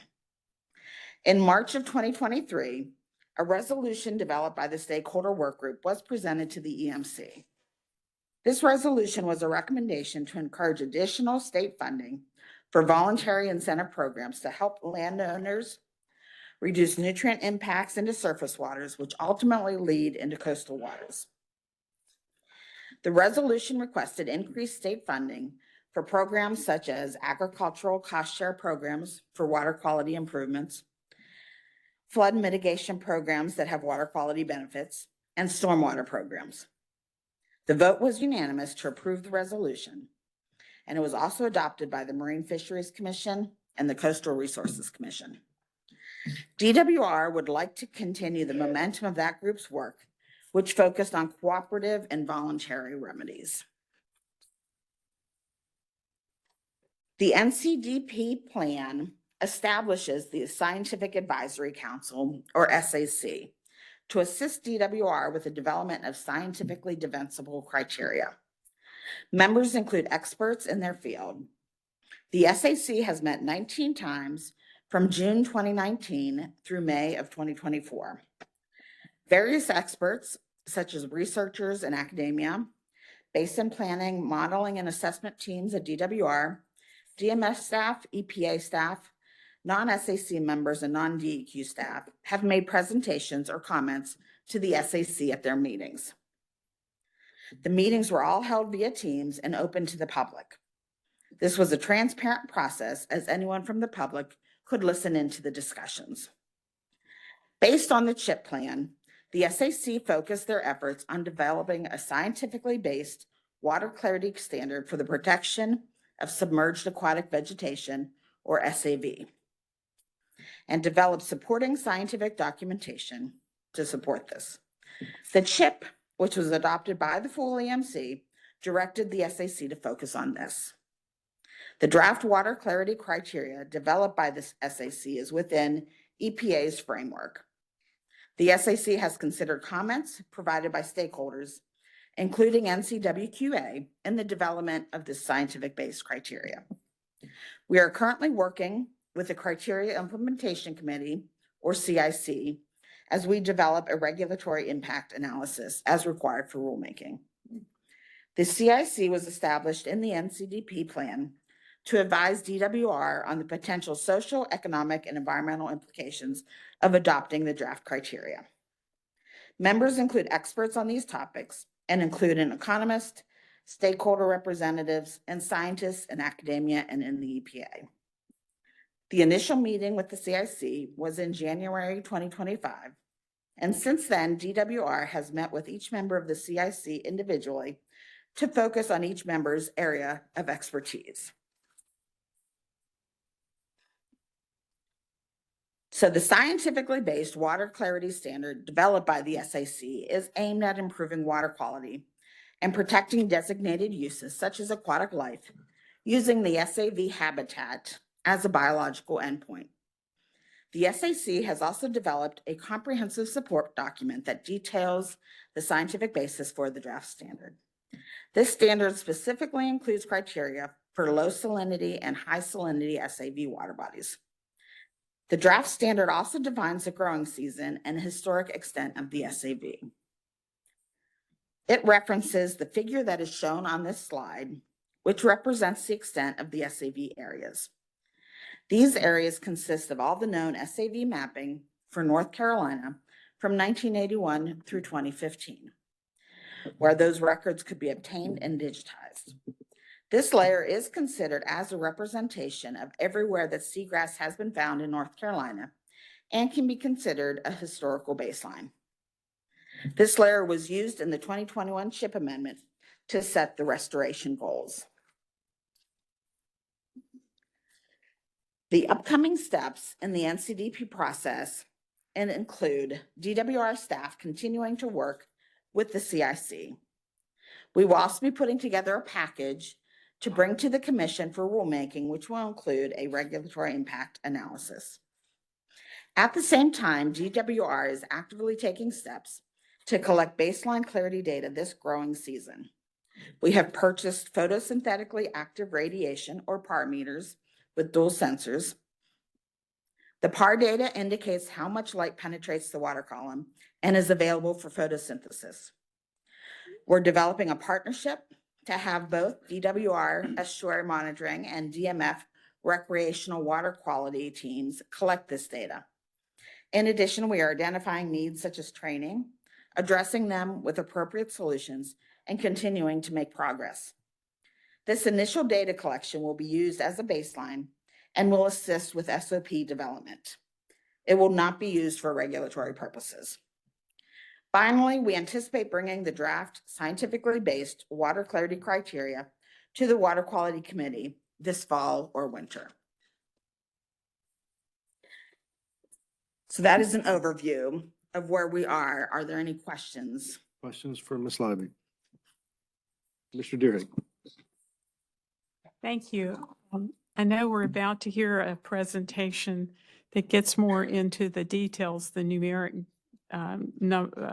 values that are sought. Correct. Do you have any of those to share from the department so that we can understand the context of their comments? Correct. I can provide a link to the draft clarity standard and the supporting documentation. It is still, we are still working through the details, through the field, collecting data, understanding the impacts and things like that. So that our intent is to bring that forward to the Water Quality Committee to hash out those details. But at this time, I can provide a link to that information. Because what we're about to hear is somewhat abstract, not understanding the full context of it all. So that's why I make that comment. Yes, I understand. And then I do want to emphasize too that these comments, NCWQA provided comments to our Scientific Advisory Council, and they determined, to continue with their scientific criteria. Can you tell me what other stakeholders are members of the CIC than the one we're about to hear from? So, right. So the CIC is made up of many people, economists, people, somebody from the DOT, from the Farm Bureau, from the EPA. And that's why we've met with them individually to understand concerns and are looking at possible case studies of what those implementations could affect. I will say this has moved slower, unfortunately, than what we had originally planned in the committee and through the CHIP implementation. We were hearing actively reports in 2022 and included an SAC report that said at that time the target value of 22% to the deep edge of that is 1.7 meters SAV for high salinity waters, and 13% for 1.5 meters, those are the numbers that the next presenter is referencing. So since 2022, it appears the SAC's position has not changed on those target goals. No, they have also been developing, Dr. Nathan Hall has been developing a bio-optical model to be able to determine the components, of the clarity, what's impacting that. So there has been a lot of work behind the scenes. Okay. And I will just close by saying that I think it was either late 2022 or early 2023. I can't find it in the meeting minutes quickly, but the committee committed to the development of standards. It's just moving at a slower pace. And that was a commitment in the 3-agency CHIP plan too.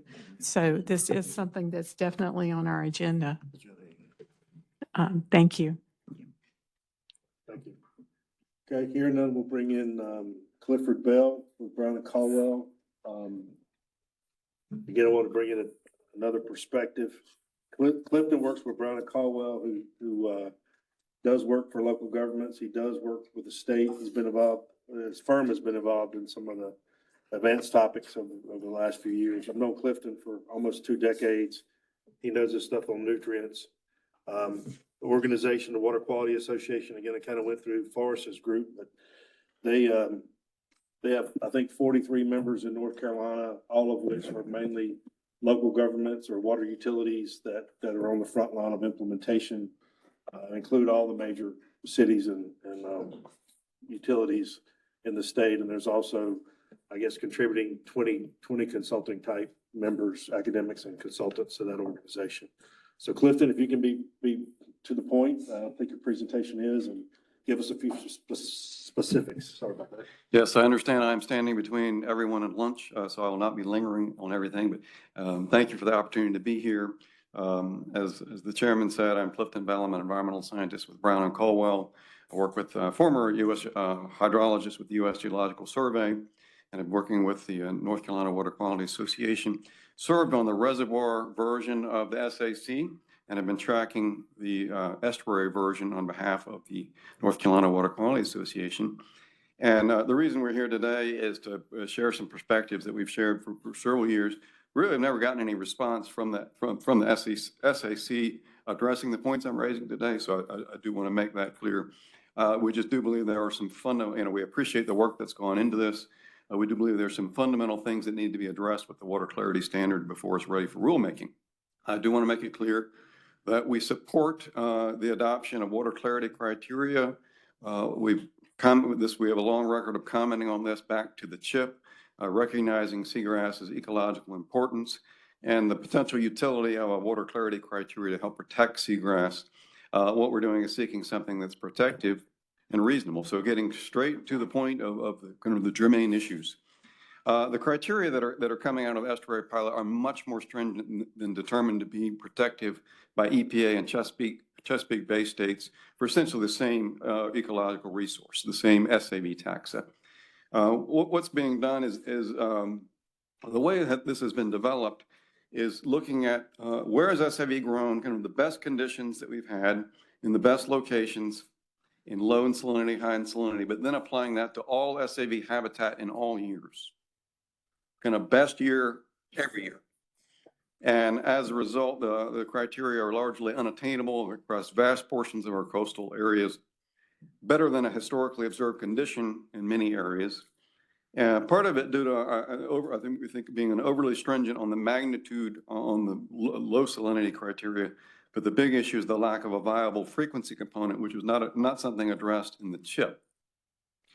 What we believe this will probably result in is just widespread perpetual 303D listings and associated economic regulatory impacts. And we don't believe this can just be patched on the assessment or implementation side. So getting to the point that these criteria are much more stringent than developed by EPA and states determined to be protective. Both what was done in the Bay and what is coming out of the estuary pilot took a similar approach by looking at maps of the best historical depths of growth and trying to set the goal to achieve that. But then you have some really big differences.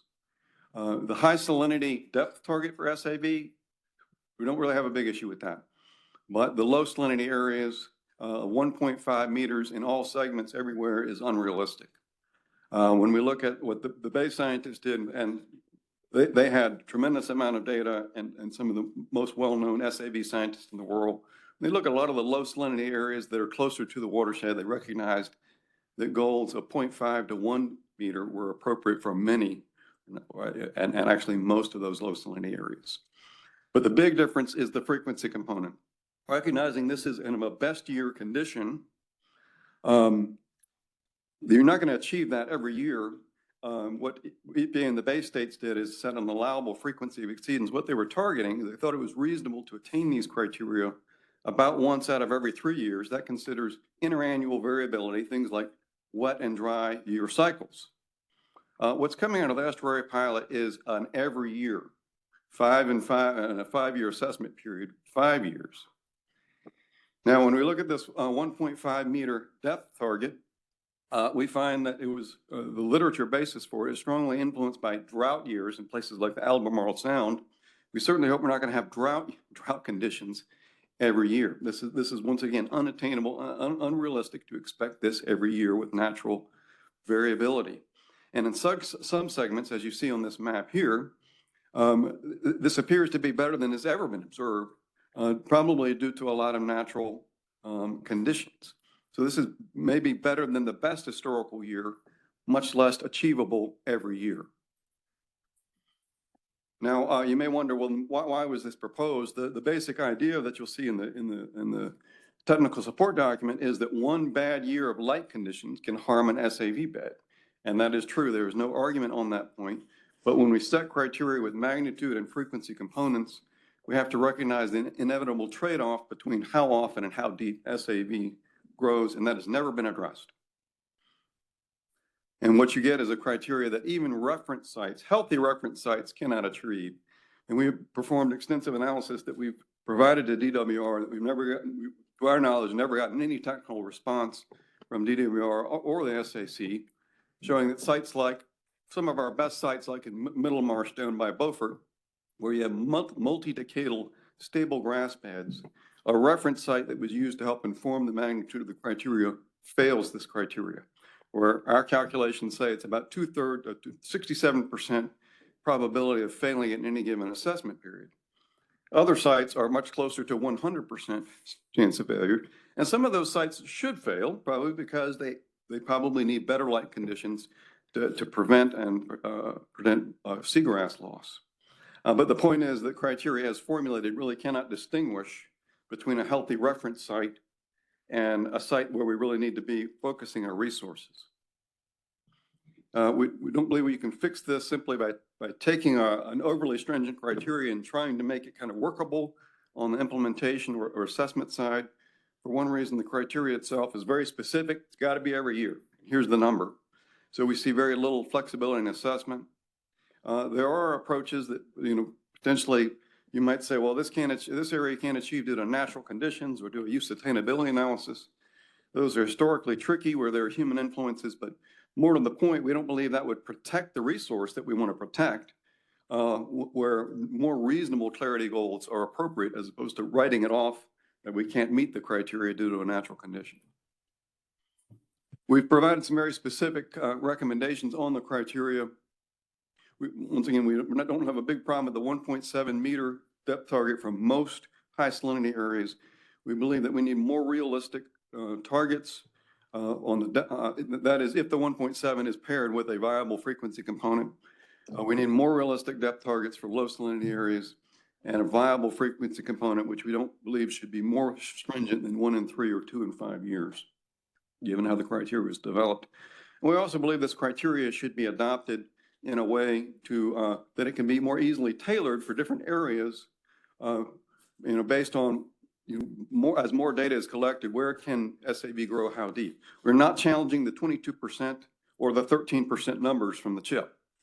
It's more a matter of how deep can you get that, how often? And that's the analysis that's lacking here. For the fiscal note, we believe there are implications here too. If we're going to have perpetual widespread non-attainments, the fiscal note needs to be very upfront and transparent about that. What are the costs and societal impacts? And we also believe there are requirements to consider more reasonable alternatives, which could be our recommendations, or it could be the criteria adopted by EPA and other states. A gentle fuss here on the process is we believe North Carolina would benefit for a more open, collaborative SAC process. We believe there was a contrast between the reservoir and the estuary versions of the SAC, not SAV here, SAC. Reservoir version, scientists from the regulated community could serve directly. There was a good balance of the pure academic perspective, which can sometimes result in very aspirational goals, but also needs to be resolved with other perspectives on, will this really make an implementable standard in the Clean Water Act framework? And there was meeting time dedicated to hearing outside perspectives. Now, the estuary version of SAC, my gentle fuss is that it was a very closed process. Yes, we could sit in on that. We couldn't serve directly. We could listen in. In most meetings, we were told that we're not to speak. So we have not been dealing directly with the SAC on this. We have been kind of emailing after these meetings to DWR, hoping these comments would be considered. Once again, we've never seen a technical response. I'd like to end positively, though. We do stand ready to work with DWR and SAC on the next steps. We hope this will be a collaborative discussion to take some of these points, and let's get in the room with other scientists and engage directly with the SAC and come to consensus. We've already provided some data analysis, but we have made also recommendations on some other types of analysis to look at how often and where these depth targets can be achieved, to refine the criteria so we're not going blind before we adopt this, and adopt a criteria that is reasonable and protective. So once again, thank you very much for your time today. I know this will not be the last time you've heard about it and hear about this, and I'll be glad to take questions right now. Questions for Mr. Bell? Commissioner Deerhake. Thank you. Appreciate your being here today. Again, as I mentioned earlier, your presentation does not have the proper setup, I think, for us to understand your declaration that the standards you're anticipating are going to be much more stringent than the federal and Chesapeake Bay standards. the table that you gave us comparing, you didn't provide any references to Chesapeake Bay and state standards or criteria. That type of information is needed for us to really be able to compare. I tried looking online. The one table that I found did not seem to stray away from what we're hearing from the SAC, but I am not seeing clearly within my quick search from the watershed implementation plans for the Chesapeake Bay Restoration Program or from the feds, anything that supports what you're saying. It's just that I can't find it if there are standards. I don't think there is a Maryland standard for light penetration, is there? There is a standard in Maryland and Virginia for water clarity. We do have a more detailed technical document, obviously for limited time, for this body. Can't get into all those details. And when you look at the standards, just kind of looking what's on the books, some of the light targets themselves look similar. That's one reason I'm highlighting the frequency component is the big difference between the standard. Expecting something 1 out of every 3 years versus 5 out of 5 years. But also the targets are Maryland's and Virginia's targets are quite a bit different for low salinity areas as well. And Mr. Bell, we'll take, as I told the previous speaker, we'll take any documents you give us, and I'll make sure they get to the whole commission and to link to the Water Quality Committee as well in this case. Yeah, I just really want everybody to be able to have access to that information before they make any decisions or prejudge how this is going to turn out. Just leave it at that for But that's now. good. Thank Yeah, you. that's for now. And again, what And the I previous think speaker it's said important was to hear it'll be- other CIC it'll be and fall, SAC right. It'll member be fall or voices. winter before we see this in committee.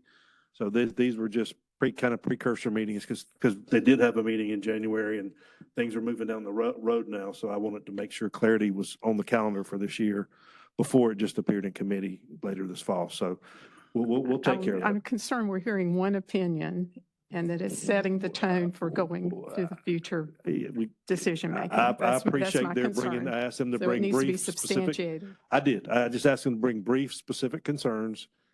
And the previous presentation was more of an overview perhaps, and there's gaps and we'll fill those gaps in, but they did what I asked them to. I didn't want them to ramble and I didn't want them to take 30 minutes or an hour, which I know Clifton can take if he wants to, but I gave him about 15 minutes and to be brief and to the point. So I appreciate that, but there is more we can fill in here, a lot more. So Commissioner King, yes. I'll be brief, promise. I won't Promise. ramble. Pizza's out there, I think. I won't be able to clock. I'll just tell you what time it is. But I do have a comment, if I may, back to the CHIP program.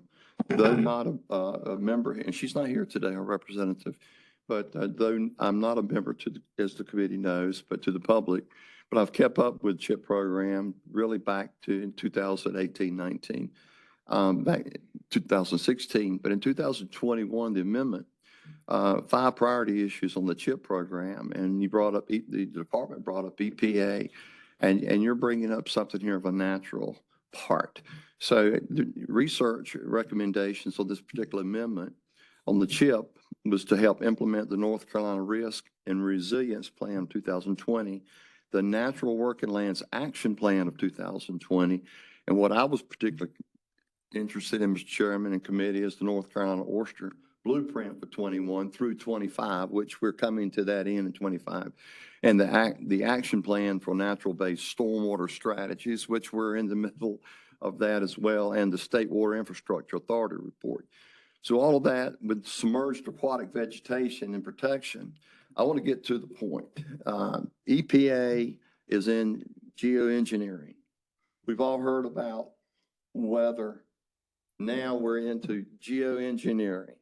So someone either in a department or your group tie in with EPA and find out where this geoengineering is going for this administration that's come in to play that wasn't in play when when a lot of this was going on in these dates. So Mr. Chairman, I backdate dates because I think it's important to look at where we were and where we are now and where we are going as an EMC. And I speak just from my position on water quality, is that I really want to see what EPA is doing. Now we're in geoengineering from EPA. So what does that mean? That's just my comment. Okay, thank you. Thank you. Mr. Chairman, Mr. Smith? just one brief comment to follow up a little bit on Commissioner Deerhake and what might be helpful for future discussion. It would also be helpful to hear a little bit more about what activities would be affected by the standard, because there's an assertion that the standard that's currently being considered by the SAC would not be implementable, and it can't be fixed by implementation measures. But it's been a while since the commission has heard a lot about who's affected, who would be affected by these rules, what activities would be affected. And so it's really hard to judge what's practical or not in terms of implementation measures without having that conversation again about what are we really talking about requiring people to do, whatever the standard is. Is it really not capable of being affected by implementation decisions? But I think we need to hear more about that. Good point, and we will move it forward. And for Commissioner Yarborough. Just a comment. I'm glad to hear both sides. That's very helpful. Forrest Westall and I worked on a project on 4 trout operations in San Diego Lake, and it was determined that the phosphorus level and such was coming from those trout operations. So they were bought out and taken. That's been since the early 90s. The change didn't make any difference. It's been 30-some years, nearly 40. And so sometimes you can jump on the bandwagon and not listen to both sides, and it didn't make any difference. Good to have both sides. Anybody else? One more question if we have it. Commissioner Baumgartner? Are y'all a member of the CIC? As a association, Water Quality Association? I am not a member of the SAC, but we do have other representatives. I think of the regulated community is represented on the CIC. Are you asking about the SAC? No, we are not on the SAC. I served on the reservoir version of that, not the estuary version. Okay, so I heard there are two groups that are hearing this out. The SAC and the CIC, right? Yeah. And you'll hear more about the SAC on the reservoir version probably next time we talk about High Rock Lake in September, but you're hearing the estuary version today. Okay. A So little bit there, has your issues been heard by the CIC? We have not presented directly to the CIC. We've shared materials with CIC members and with DWR, and it's just been a little bit hard to tell how much they've been directly addressed. Okay, by any group. My point is, and very shortly, that's a problem. If the SAC nor the CIC is listening and giving feedback to public information, we have to do it here as a commission. That's a problem. So I'm just making that statement. Right. I'll conclude this by, I think any time we can get a good stakeholder process going, it makes it easier for us. We've got to adapt the rules and hear them. And we can't do that very quickly if there's letters being written for 6 months about some of these things, and they have been before, different things. But yeah, the cleaner can get to us or where we need to be active, as I've said before, let us know and we'll help advise on some of these because we have to make the ultimate rules here. So, but for today, thank you, Ms. Liebig. Thank you. I thought both were good. It gets the dialogue going, and we're going to see more in committee and before the full EMC. So with that, let's take a brief break for lunch. And we'll come back at, let's make it 1 o'clock. We'll just take 30 for lunch. Is that okay? Or you want to do 20 and come back? 1 o'clock. Very good. Thank you.